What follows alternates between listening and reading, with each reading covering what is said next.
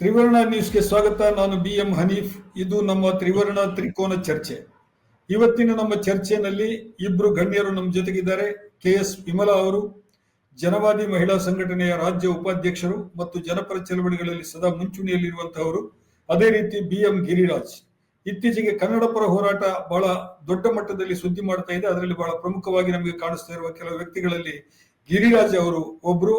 ಅದಕ್ಕಿಂತ ಮುಖ್ಯವಾಗಿ ನಮಗೆ ಗಿರಿರಾಜ್ ಅವರು ಸಿನಿಮಾ ನಿರ್ದೇಶಕರಾಗಿ ಕನ್ನಡ ಚಲನಚಿತ್ರಗಳಿಗೆ ಸಂಬಂಧಿಸಿ ಬಹಳ ಅಥಾರಿಟೇಟಿವ್ ಆಗಿ ಮಾತನಾಡುವಂತಹ ಒಂದು ಸಾಮರ್ಥ್ಯವುಳ್ಳವರು.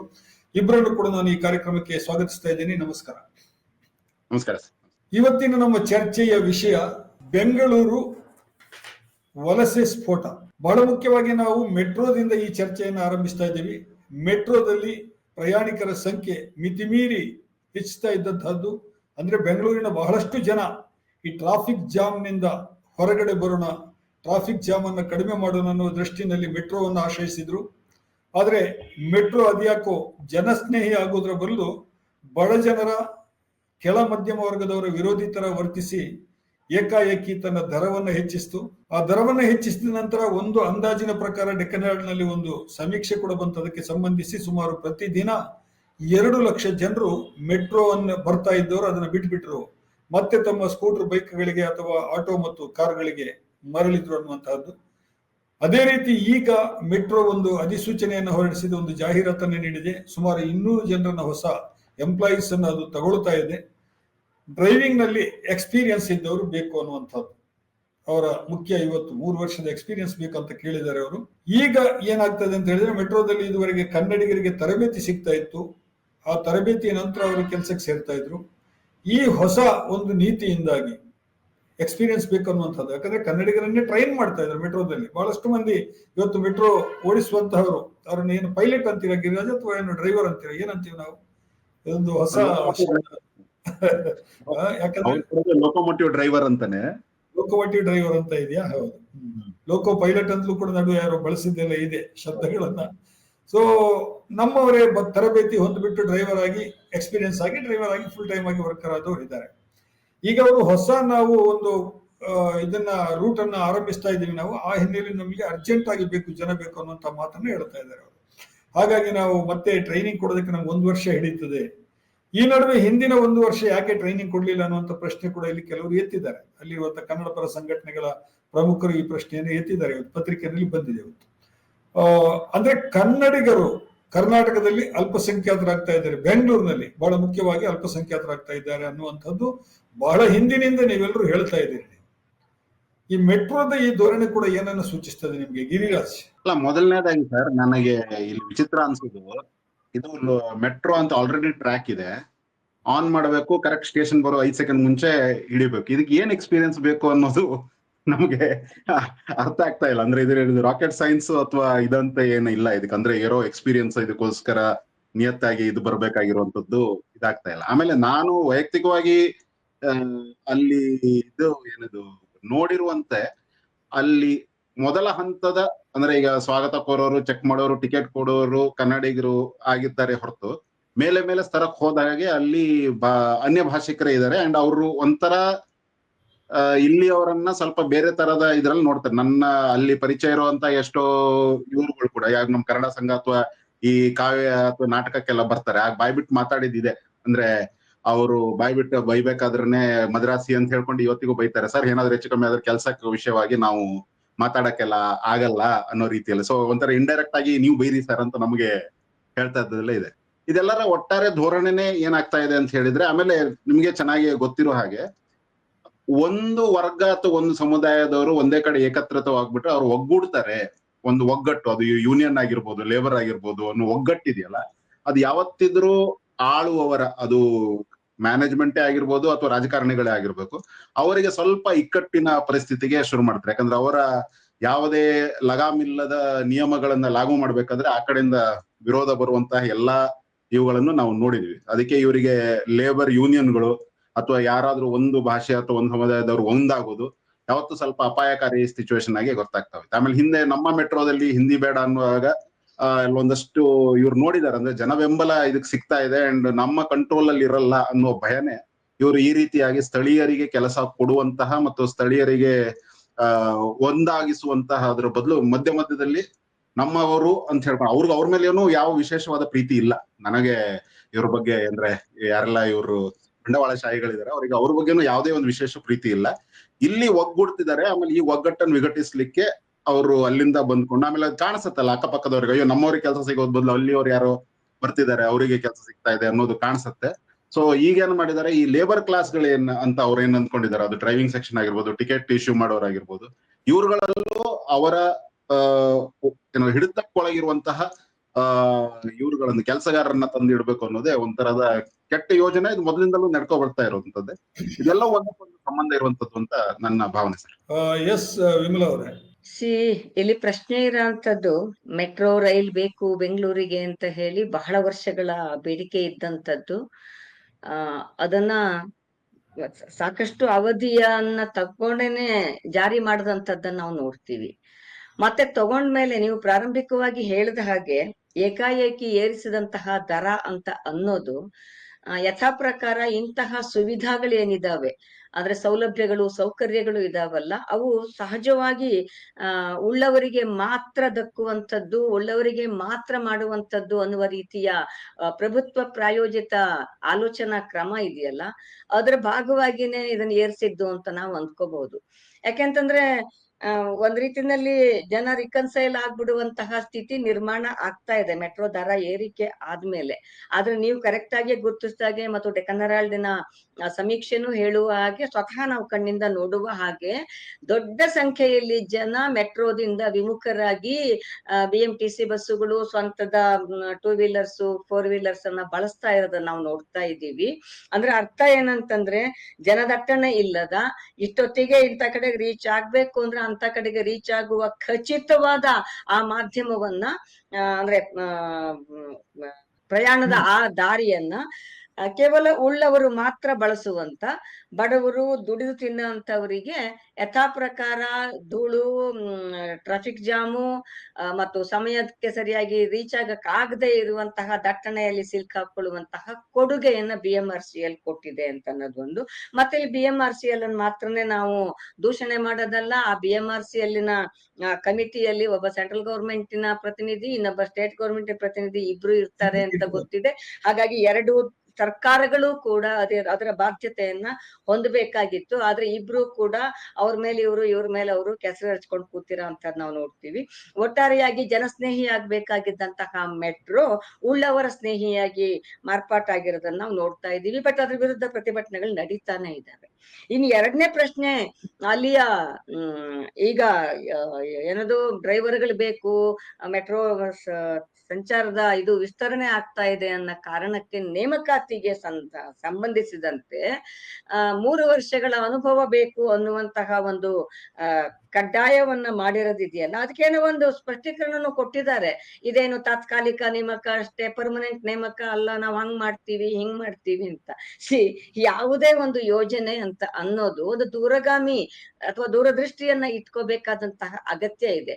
BMRCLಗೆ ಡೆಫಿನೆಟ್ಲಿ ಬೆಂಗಳೂರಲ್ಲಿ ಈ ಲೈನು ವಿಸ್ತರಣೆ ಆಗೇ ಆಗ್ತದೆ ಅಂತ ಅನ್ನೋದು ಗೊತ್ತಿದೆ, ಮಾಡ್ಲೇಬೇಕು ಅಂತಾನು ಗೊತ್ತಿದೆ. ಜೊತೆಗೆ ಒಂದು ಜನದಟ್ಟಣೆಯ ಕಾರಣಕ್ಕಾಗಿ, ಎರಡನೇದು ಇಂತಹ ಯಾವುದೇ ಒಂದು ವಯಬಲ್ ಮೀಡಿಯಾ ಆಗಿ ಸಸ್ಟೈನ್ ಆಗ್ಬೇಕು ಅಂತಂದ್ರೆ ಅವ್ರು ವಿಸ್ತರಣೆಯನ್ನ ಮಾಡ್ಲೇಬೇಕಾದ ಅಗತ್ಯ ಇತ್ತು. ಹಾಗಾಗಿ ಅಂಥದ್ದೊಂದು ಮುಂಜಾಗ್ರತೆ ಅಥವಾ ಮುಂಗಾಣಿಕೆ ಅಂತ ನಾವೇನ್ ಹೇಳ್ತೀವಿ ಅಂತದ್ ಇಟ್ಕೊಂಡು ಈಗಾಗ್ಲೇ ಟ್ರೈನಿಂಗ್ ಅನ್ನ ಕೊಡ್ಬೇಕಾಗಿತ್ತು. ಕೊಟ್ಟಿಲ್ಲ ಅಂತ ಅನ್ನೋದೇನೆ ಅವರಿಗಿರುವಂತಹ ಅವಜ್ಞೆಯನ್ನ ನಮ್ಗೆ ತೋರ್ಸುತ್ತೆ ಅಂತ ಅನ್ನೋದು.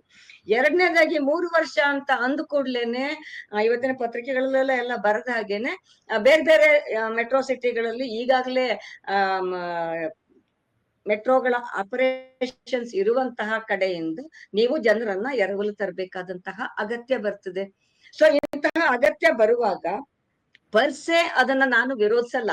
ಅಂದ್ರೆ ಅತ್ಯಂತ ನಿರ್ಣಾಯಕವಾದಂತಹ ಯಾವುದೋ ಸ್ಥಾನ, ಇಲ್ಲಿ ಯಾರು ಸಿಕ್ಕಕ್ ಸಾಧ್ಯವೇ ಇಲ್ಲ ಅನ್ನುವಂತಹ ಸ್ಥಾನಗಳಾದ್ರೆ ಆಗ ನಮ್ಮ ದೇಶ ಸಂವಿಧಾನ ಕೂಡ ಎಲ್ಲಿ ಬೇಕಾದ್ರೂ ವಾಸಿಸುವ, ಎಲ್ಲಿ ಬೇಕಾದ್ರೂ ಉದ್ಯೋಗ ಮಾಡುವ ಹಕ್ಕನ್ನ ನಮ್ಗೆ ಕೊಟ್ಟಿದೆ ಅಂತ ಅನ್ನೋದನ್ನ ಒಪ್ಕೋತಾನೇನೆ. ಅಂತಹ ಒಂದು ಅನಿವಾರ್ಯತೆಯನ್ನ ತಾವಾಗಿಯೇ ಸೃಷ್ಟಿ ಮಾಡುವಂತಹ ಒಂದು ಹುನ್ನಾರು ಇಲ್ಲಿ ಕಾಣ್ತಾ ಇದೆ. ಎರಡನೇದಾಗಿ, ಬಹುತೇಕ ಈಗ ಬರಬಹುದಾದಂತವ್ರು ಎಲ್ಲಿಂದ ಬರ್ತಾರೆ ಅಂತ ಅನ್ನೋದನ್ನ ನೋಡಿದಾಗ ದೊಡ್ಡ ಮಟ್ಟದಲ್ಲಿ ನಮ್ಗೆ ಉತ್ತರ ಭಾರತವನ್ನ ದಕ್ಷಿಣ ಭಾರತಗಳ ಮೇಲೆ ಹೇರ್ತಾ ಇರುವಂತಹ ಹಲವು ಬೇರೆ ಬೇರೆ ದೃಷ್ಟಾಂತಗಳಿದಾವಲ್ಲ, ಅದರ ಭಾಗವಾಗಿಯೇ ಇದು ಒಂದು ಅಂತಾನು ಕೂಡ ಗುರುತಿಸ್ಬೇಕು ಅಂತ ಹೇಳ್ತಾ, ಈ ತರದಲ್ಲಿ ಇಲ್ಲಿ ಲಭ್ಯವಿರಬಹುದಾದಂತಹ ಮಾನವ ಸಂಪನ್ಮೂಲವನ್ನ ಸದ್ಬಳಕೆ ಮಾಡಿಕೊಳ್ಳುವಂತಹ ಅವಕಾಶ ಇರುವಾಗ ಅದನ್ನು ಮಾಡದೆಯೇ ಇರುವಂತದ್ದು ಅತ್ಯಂತ ದೊಡ್ಡ ಲೋಪ ಅಂತ ಗುರುತಿಸ್ಬೇಕು.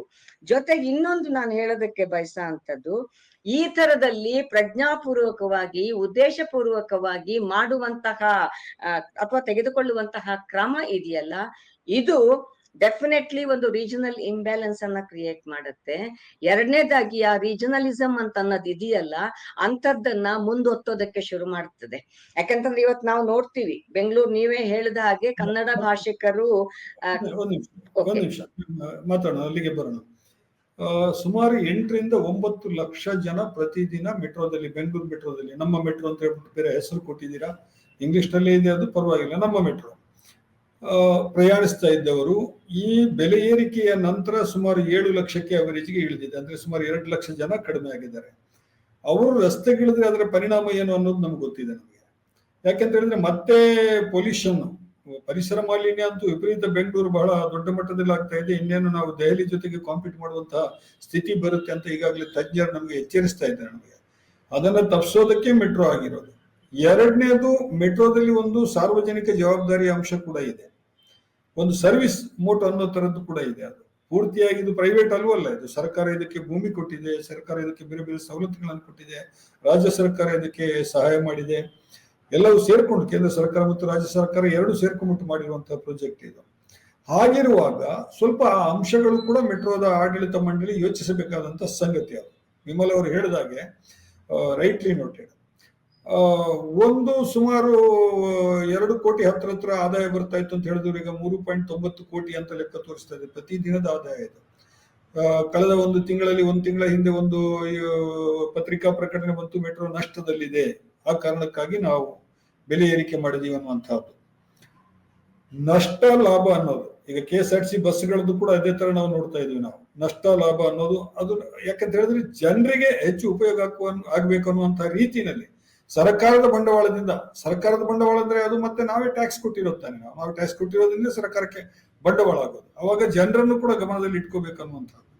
ಇಲ್ಲಿ ವಿಮಲಾ ಅವರು ಹೇಳಿರುವಂತಹ ಮಾತು ಅದು ಬಹಳ ಇಂಟ್ರೆಸ್ಟಿಂಗ್. ಏನಂತ ಹೇಳಿದ್ರೆ ರೀಜನಿಸಮ್ಗೆ, ಪ್ರಾದೇಶಿಕವಾದಕ್ಕೆ ಮತ್ತಷ್ಟು ಹೆಚ್ಚು ಒತ್ತು ಕೊಡುವ ಸಾಧ್ಯತೆ ಇದರಿಂದ ಆಗುತ್ತೆ ಅನ್ನುವಂಥ ಮಾತನ್ನ ನೀವು ಹೇಳಿದ್ರಿ.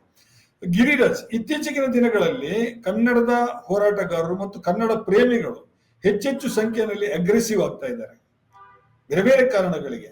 ಅದು ಒಂದೇ ಕಾರಣ ಅಂತ ಹೇಳಿ ಅಲ್ಲ, ಕೇಂದ್ರ ರಾಜ್ಯದ ನಡುವಿನ ಸಂಘರ್ಷದ ಪ್ರಶ್ನೆ ಕೂಡ ಈಗ ಚರ್ಚೆ ಆಗ್ತಾ ಇದೆ, ದೊಡ್ಡ ಮಟ್ಟದಲ್ಲಿ ಬೇರೆ ರೀತಿಯಲ್ಲೂ ಚರ್ಚೆ ಆಗ್ತಾ ಇದೆ. ಅದು ಈಗ ಮೆಟ್ರೋದು ಕೂಡ ಅಂಶಗಳು ಕೂಡ ನಮ್ಗೆ ಇದು ಕೂಡ ಧೋರಣೆ ಕೂಡ ಸೇರ್ಕೊಂಡಿದೆ ನಮ್ಗೆ. ನಿಮ್ಮ ಪ್ರಕಾರ ಪ್ರಾದೇಶಿಕವಾದ ಹೆಚ್ಚು ಅಗ್ರೆಸಿವ್ ಆಗ್ತಾ ಇದೆಯಾ, ಉಗ್ರ ಆಗ್ತಾ ಇದೆಯಾ?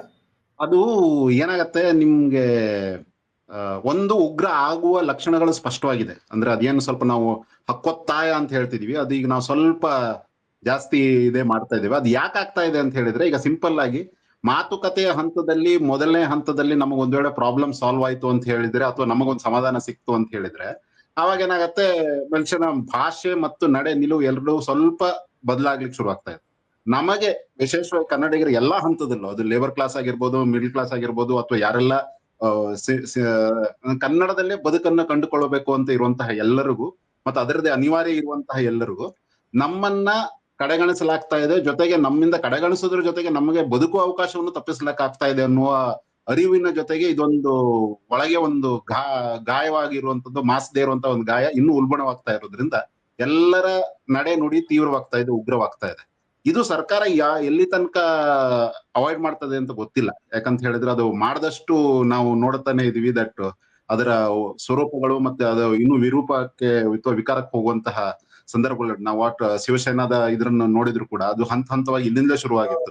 ಮೈನಾರಿಟಿ ಜನನ ಲೋಕಲ್ ಜನರನ್ನ ಸಂಪೂರ್ಣವಾಗಿ ಕಡೆಗಣಿಸೋದ್ರ ಜೊತೆಗೆ ಅವರನ್ನ ಸೆಕೆಂಡರಿ ಸಿಟಿಸನ್ಸ್ ಅವ್ರದೇ ನೆಲದಲ್ಲಿ ಅಂತ ಅನ್ಲಿಕ್ಕೆ ಶುರುವಾದಾಗ ಆವಾಗ ಯು ಸಿ ಕೆಲವು ಫ್ಯಾಸಿಸ್ಟ್ ಫೋರ್ಸಸ್ಗಳು ಅದನ್ನ ತೆಗೆದುಕೊಳ್ಳುವಂಥದ್ದು.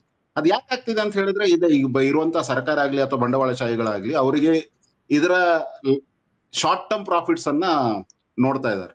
ಈಗ ಅದೇ ನೀವ್ ಆಗ್ಲೇ ಹೇಳ್ದಂಗೆ ಲಾಸ್ ಆಯ್ತು ಅನ್ನೋ ಕಾರಣಕ್ಕೆ ಕಾಸು ಹೆಚ್ಚು ಮಾಡಿದ್ರೆ ನಮ್ಮ ಸಿನಿಮಾದವ್ರು ಎಲ್ರಿಗೂ ಚೆನ್ನಾಗಿ ಗೊತ್ತು ದಟ್ ಟಿಕೆಟ್ ಬೆಲೆ ಏರ್ಸಿದ್ರೆ ಪ್ರೊಡ್ಯೂಸರ್ಗೆ ಲಾಸ್ ಆಗಿ ಒಂದೆರಡು ಸಿನಿಮಾಗಳಿಗೆ ಇದಾಗ್ಬೋದು, ಹಿಟ್ಟಾಗ್ಬೋದು. ಆದ್ರೆ ಓವರ್ ಆಲ್ ಆಗಿ ಇಂಡಸ್ಟ್ರಿಗೆ ತುಂಬಾ ಕೆಟ್ಟದಾಗಿದೆ. ನಾವು ಅನುಭವಿಸ್ತಿದ್ವಿ. ಕನ್ನಡ ಇಂಡಸ್ಟ್ರಿ ಇವತ್ತಿರೋ ಈ ಪರಿಸ್ಥಿತಿ ಮುಖ್ಯವಾದ ಕಾರಣನೇ ಅದು ಟಿಕೆಟ್ ಬೆಲೆ ಏರ್ಸಿರೋ. ತಮಿಳ್ನಾಡಾಗ್ಲಿ ತೆಲುಗಲ್ಲಾಗ್ಲಿ ಅವ್ರು ಟಿಕೆಟ್ ಬೆಲೆ ಏರ್ಸಕ್ ಹೋಗ್ಲಿಲ್ಲ. ಅವ್ರಲ್ಲೇ ಇದ್ಕೊಂಡು ಹೆಚ್ಚಿನ ಥಿಯೇಟರ್ಸ್ ಗಳನ್ನ ಓಪನ್ ಮಾಡ್ತಾ ಇರೋದ್ರಿಂದಲೇ ಜನ ಹೆಚ್ಚು ಬರ್ಲಿಕ್ಕೆ ಶುರುವಾದ್ರು.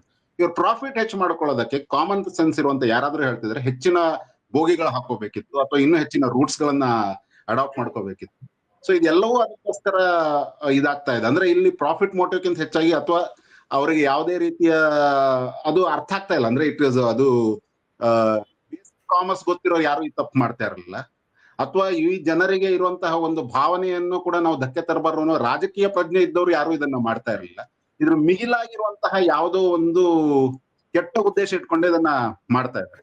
ಸೊ ಕನ್ನಡಿಗರೇ ಆಗಿ ನಮಗದು ಅನ್ಸ್ಲಿಕ್ಕೆ ಶುರು ಆಗ್ತಾ ಇದೆ that we are being cheated ಅಂತ ಹೇಳಿ. ಸೊ ಯಾರನ್ನೂ ನಂಬಲಿಕ್ಕೆ ಆಗದೆ ಇದ್ದಾಗ ಮನುಷ್ಯ ಸ್ವಲ್ಪ ಜೋರಾಗಿ ಮಾತಾಡುವಂತ ಪರಿಸ್ಥಿತಿ ಇರೋದ್ರಿಂದ ನೀವು ಆಗ್ಲೇ ಹೇಳ್ದಂಗೆ ಈ ಕನ್ನಡತನದ ಬಗ್ಗೆ ನಮ್ಮ ಅರಿವು ಸ್ವಲ್ಪ ಸಹಜ ಅಂತ ನೀವು ಹೇಳ್ತಾ ಇದ್ರಿ. ಅದು ಸಹಜ ಅಂತ ನೀವು ಹೇಳ್ತಾ ಇದ್ರಿ. ವಿಮಲಾ ಅವರೇ, ನೀವು ಇದನ್ನು ಬೇರೆ ತರದಲ್ಲಿ ಒಂದು ಅರ್ಥೈಸುವಂತಹ ಒಂದು ಮಾತುಗಳನ್ನು ಅವಾಗ ಹೇಳಿದ್ರಿ ನೀವು. ಈಗ ಉದಾಹರಣೆಗೆ ಬೆಂಗಳೂರಿಗೆ ವಲಸೆ ಏನು ಹೊಸ್ತಲ್ಲ. ಇದು ಕೆಂಪೇಗೌಡರ ಕಾಲದಿಂದಲೇ ಕೆಂಪೇಗೌಡರೇ ಇಲ್ಲಿ ಆರ್ಟಿಸನ್ಗಳು ಬರಲಿ, ಇನ್ನಷ್ಟು ಬೇರೆ ಕುಶಲಕರ್ಮಿಗಳು ಬರಲಿ, ಬೇರೆ ಬೇರೆ ಜನ ಇಲ್ಲಿಗೆ ಬರಲಿ ಅಂತ ಹೇಳ್ಬಿಟ್ಟು ಬೆಂಗಳೂರು ನಗರವನ್ನು ಬೆಳೆಸೋದಕ್ಕೆ ಆರಂಭದಲ್ಲಿ ಅವರು ಪ್ರೋತ್ಸಾಹ ಕೊಟ್ಟರು. ಅದರ ಪ್ರಕಾರ ಎಲ್ಲ ಬಂದ್ರು. ಆಮೇಲೆ ಟಿಪ್ಪು ಸುಲ್ತಾನ್ ಕಾಲದಲ್ಲೂ ಕೂಡ ಬೇರೆ ಬೇರೆ ಕಡೆಯಿಂದ ಬೆಂಗಳೂರಿಗೆ ಬಂದು ಬೆಂಗಳೂರು ಬೆಳೆಯುವಂತಹ ಒಂದು ಪರಿಸ್ಥಿತಿ ಕ್ರಿಯೇಟ್ ಆಯ್ತು. ಆಮೇಲೆ ನಾವು 50-60ರ ದಶಕದಲ್ಲಂತೂ ಕೇಂದ್ರೋದ್ಯಮಿಗಳು ನಮಗೆ ಭಾರತ್ ಎಲೆಕ್ಟ್ರಾನಿಕ್ಸ್ ಲಿಮಿಟೆಡ್ ಇರ್ಬೋದು, VML ಇರ್ಬೋದು, BHEL ಇರ್ಬೋದು, HAL ಇರ್ಬೋದು, ಇವೆಲ್ಲ ಬಂತು. ಆಗ ಕರ್ನಾಟಕದ ಬೇರೆ ಬೇರೆ ಭಾಗಗಳಿಂದಲೂ ಬಂದ್ರು, ಭಾರತದ ಬೇರೆ ಬೇರೆ ಭಾಗಗಳಿಂದಲೂ ಬಂದ್ರು. ಆವಾಗ ಅದು ಇನ್ವೈಟೇಬಲ್ ಅಂತ ನಾವು ಅನ್ಕೊಂಡಿದ್ವಿ ನಾವು. ಯಾಕಂತಂದ್ರೆ ಬೆಂಗಳೂರು ಅನ್ನುವಂಥ ನಗರ ಒಂದು ಕ್ರಿಯೇಟ್ ಆದಂತಹ ಒಂದು ಎವಲ್ಯೂಷನ್ ಆದಂತಹ ಒಂದು ಹಂತಗಳನ್ನು ನಾವು ಗಮನಿಸಿದಾಗ ಅದು ಬಹಳ ಶಾಸ್ತ್ರೀಯವಾಗಿ ಬಹಳ ಚೆನ್ನಾಗಿ ಆಯ್ತು.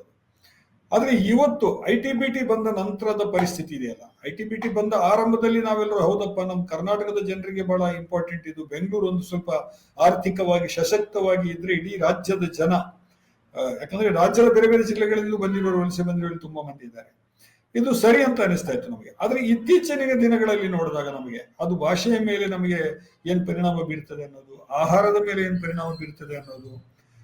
ಇವತ್ತು ಕನ್ನಡಿಗರ ಆಹಾರ ಯಾವುದು ಅಂತ ಕೇಳಿದ್ರೆ ಗೋಲ್ಗಪ್ಪ, ಆಮೇಲೆ ಪಾನಿಪುರಿ, ಇದನ್ನೆಲ್ಲ ಹೇಳುವಂತ ಮಕ್ಕಳಿಗೆ ಅದು ಬಿಟ್ಟರೆ ಬೇರೆ ಯಾವುದು ಹೊಳಿಲಿಕ್ಕಿಲ್ಲ ಅನ್ನುವಂಥ ಪರಿಸ್ಥಿತಿ ಬಂದ್ಬಿಡ್ತದೆ ಇವತ್ತು.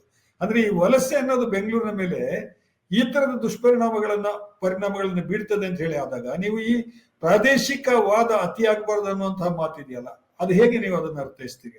ಅಂದ್ರೆ ನಾನು ಪ್ರಾದೇಶಿಕವಾದ ಅತಿಯಾಗದಕ್ಕೂ ಇದಕ್ಕೂ ನಾನು ಇದನ್ನ ಹಾಕ್ತಾ ಇಲ್ಲ. ನಾನೇನ್ ಹೇಳಕ್ ಹೊರಟೆ ಅಂತಂದ್ರೆ, ಹೇರಿಕೆ ಹೆಚ್ಚಾದಾಗ ಡೆಫಿನೆಟ್ಲಿ ಒಂದು ಪ್ರಾದೇಶಿಕ ಅಸ್ಮಿತೆಯ ಪ್ರಶ್ನೆಯನ್ನ ಇಟ್ಕೊಂಡು ಸಂಘರ್ಷ ಜಾಸ್ತಿ ಆಗ್ತದೆ ಅಂತ ಹೇಳಕ್ಕೆ ಪ್ರಯತ್ನ ಪಟ್ಟಿದ್ ನಾನು.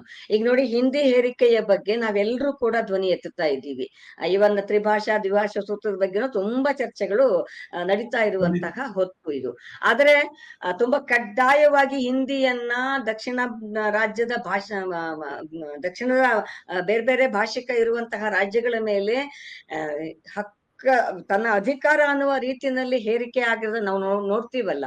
ಹಾಗೆ ನಾನು ಹೇಳಕ್ ಹೊರಟಿದ್ದೇನಂತಂದ್ರೆ, ಈ ತರದಲ್ಲಿ ನೀವು ಒತ್ತಡದ ಮೂಲಕ ಇಂಥದ್ದೇನನ್ನೋ ತರಕ್ಕೆ ಹೊರಟಾಗ ಡೆಫಿನೆಟ್ಲಿ ಲೋಕಲ್ ಇರೋ ಅಂತವರಿಗೆ ಸಿಗ್ಬೇಕಾಗಿದ್ದು, ನ್ಯಾಯಯುತವಾಗಿ ಸಿಗಬೇಕಾಗಿದ್ದು ಸಿಕ್ಕದೆ ಇದ್ದಾಗ ಆ ರೀಜನಲ್ ಇವುಗಳು ಇಂಬ್ಯಾಲೆನ್ಸ್ ಶುರುವಾದ ತಕ್ಷಣ ಆ ಲೋಕಲ್ ಜನ ಡೆಫಿನೆಟ್ಲಿ ಸಿಡದೆ ನಿಲ್ಲೇಬೇಕು, ಬೇರೆ ದಾರಿ ಇಲ್ಲ ಅಂತನ್ನುವ ಸಂದರ್ಭ ಬರುವಾಗ ಮೂಲ ಇಶ್ಯೂಗಳು ಪಕ್ಕಕ್ಕೆ ಹೋಗಿ ಆ ಇಶ್ಯೂಗಳು ಮುನ್ನೆಲೆಗೆ ಬಂದು ನಿಲ್ತವೆ ಅಂತ ಅನ್ನೋದನ್ನ ನಾವು ಗಮನಿಸ್ಬೇಕು ಅನ್ನೋ ಕಾರಣಕ್ಕೆ ನಾನು ಹೇಳಿದ್ದು. ಫೈನಲಿ ಏನಾಗೋಗುತ್ತೆ, ನಿಮ್ಮ ಲೈಫ್ ಅಂಡ್ ಲೈವ್ಲಿಹುಡ್ ಇಶ್ಯೂಗಳು ಪಕ್ಕಕ್ಕೆ ಹೋಗ್ಬಿಟ್ಟು ಹಿಂದಿ ಕನ್ನಡ ಅಂತಾನೋ ಅಥವಾ ತೆಲುಗು ಕನ್ನಡ ಅಂತಾನೋ ಇನ್ನೊಂದು ಕನ್ನಡ ಅಂತಾನೋ ಶುರುವಾಗಿ ಬಿಟ್ರೆ ಜನರ ಬದುಕಿನ ಜೀವನೋಪಾಯದ ಪ್ರಶ್ನೆಗಳು ಪಕ್ಕಕ್ಕೆ ತಳ್ಳಲ್ಪಡ್ತವೆ ಅನ್ನುವ ಕಾರಣಕ್ಕಾಗಿ ರೀಜನಲ್ ಇಂಬ್ಯಾಲೆನ್ಸ್ ಬಗ್ಗೆ ನಾನು ಹೇಳ್ದಂಥದ್ದು. ದೆನ್ ಎರಡನೇದಾಗಿ ವಲಸೆ ಅಂತ ಅನ್ನೋದು ಇದೆಯಲ್ಲ ಹನೀಫ್, ಮನುಷ್ಯರ ಅಂದ್ರೆ ಮಾನವ ಇತಿಹಾಸದ ಬೆಳವಣಿಗೆ ನಾವು ನೋಡ್ತಾ ಹೋದ್ರೆ ವಲಸೆ ಅಂತ ಅನ್ನೋದು ಮನುಷ್ಯರ ಮೂಲ ಸ್ವಭಾವ. ಅದು ಒಂದೇ ಕಡೆ ನಾವು ಶಿಲಾಯುಗದಿಂದ ನಡ್ಕೊಳ್ಳುವಂತಹ ಮಾನವ ಇತಿಹಾಸವನ್ನು ನೋಡಿದ್ರೆ. ಆದರೆ ಇವತ್ತು ಕೇವಲ ಬೆಂಗಳೂರಲ್ಲ, any metropolitan city for that matter ನಾವಿವತ್ ನೋಡ್ತಾ ಹೋದ್ರೆ ಒಂದು ಕಡೆಯಿಂದ ಮತ್ತೊಂದು ಕಡೆಗೆ ಜೀವನವನ್ನ ಬದುಕನ್ನ ಕಟ್ಕೊಳ್ಳೋದಕ್ಕಾಗಿ ಜನ ಒಂಥರ ದುರ್ಬರ ಸ್ಥಿತಿನಲ್ಲಿ ವಲಸೆ ಬರ್ತಾ ಇರೋದನ್ನ ನಾವು ನೋಡಿದೀವಿ. ಹಾಗಾಗಿನೇ ಕೋವಿಡ್ ಸಂದರ್ಭದಲ್ಲಿ ರಿವರ್ಸ್ ಮೈಗ್ರೇಷನ್ ಶುರುವಾಯ್ತಲ್ಲ, ನಾವು ಅದನ್ನ ಗಮನಿಸಿದ್ವಲ್ಲ. ಆ ರಿವರ್ಸ್ ಮೈಗ್ರೇಷನ್ ತಂದಿಟ್ಟಂತಹ ಸಮಸ್ಯೆಗಳೇನಂತ. ಬಟ್ ರಿವರ್ಸ್ ಮೈಗ್ರೇಷನ್ ಆಗಿ ವಾಪಸ್ ಊರಿಗೆ ಹೋದವರಿಗೆ ಅಲ್ಲಿ ಬದುಕಿತ್ತಾ? ಇಲ್ಲ. ಮತ್ತೆಲ್ಲರೂ ಬೆಂಗಳೂರಂತಹ ಮಹಾನಗರ ಬೀದಿ ಬದಿಯಲ್ಲಿ ಏನೋ ಒಂದ್ ಸಣ್ಣ ಕೆಲಸ ಮಾಡ್ಕೊಂಡು ಕೂಡ ಹೊಟ್ಟೆ ತುಂಬಿಸ್ಕೊಳ್ಬಹುದು ಅನ್ನುವಂತಹ ಸ್ಥಿತಿನಲ್ಲಿ ಜನರನ್ನ ಇಲ್ಲಿಗೆ ಸೆಳೆಯತ್ತೆ.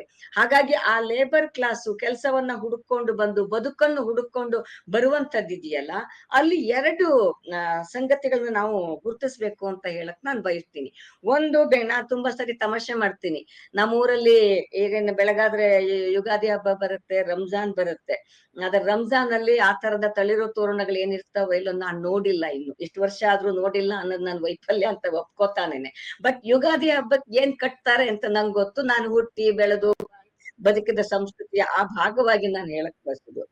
ಮಾವಿನ ತೋರಣ ಕಟ್ತಾರೆ. ಅಫ್ಕೋರ್ಸ್ ನಮ್ಮೂರಲ್ಲಿ ಬೇವಿನ ಸೊಪ್ಪು ಸಿಗ್ತಾನೆ ಇರ್ಲಿಲ್ಲ. ಬಿಡಿ, ಊರಲ್ಲಿ ನಾನ್ ಮಲ್ನಾಡ್ನವಳಲ್ಲ, ಮಾವಿನ ಸೊಪ್ಪು ಅಂತ ಅನ್ನೋದು ಬೇಕಾಬಿಟ್ಟಿ ಎಲ್ಲಿ ಬೇಕಾದ್ರೂ ಸಿಗ್ಬಹುದಾದಂತದ್ದು. ಆದ್ರೆ ಬೆಂಗಳೂರಲ್ಲಿ ನೀವು ನಾಳೆ ಯುಗಾದಿ ಹಬ್ಬ ಶುರುವಾಗತ್ತೆ ಅನ್ನುವಾಗ 2 ದಿವಸದ ಮುಂಚೆ ಎಲ್ಲೋ ದೂರ ಹೋಗಿ ಇಷ್ಟು ಮಾವಿನ ಚೆಂಡೆನ ಮುರ್ಕೊಂಡು ಬಂದು ಬೀದಿ ಬದಿಯಲ್ಲಿ ಇಟ್ಕೊಂಡು ನಿಮ್ ಬದುಕನ್ನ 4 ದಿವಸಕ್ಕೆ ಊಟಕ್ಕಾಗ ಅಷ್ಟು ಸಂಪಾದನೆ ಮಾಡುವಂತಹ ಒಂದು ಬದುಕನ್ನ ಕೊಡುವಂತಹ ಕ್ಯಾರೆಕ್ಟರ್ ಇಂಥ ಮೆಟ್ರೋಪಾಲಿಟನ್ ಸಿಟಿಗಳಿಗೆ ಇರ್ತವೆ. ಹಾಗಾಗಿ ಆ ಲೇಬರ್ ಕ್ಲಾಸು ತಮ್ಗ ಅಲ್ಲಿ ಬದುಕಕ್ ಆಗೋದಿಲ್ಲ ಅಂತ ಅನ್ನುವಾಗ ಅನ್ನವನ್ನ ಹುಡುಕಿ ಇಲ್ಲಿ ಬಂದಂತವ್ರು ಇದ್ದಾರಲ್ಲ, ಅವರಿಂದ ತುಂಬಾ ದೊಡ್ಡ ತೊಂದರೆ ಆಗಲ್ಲ.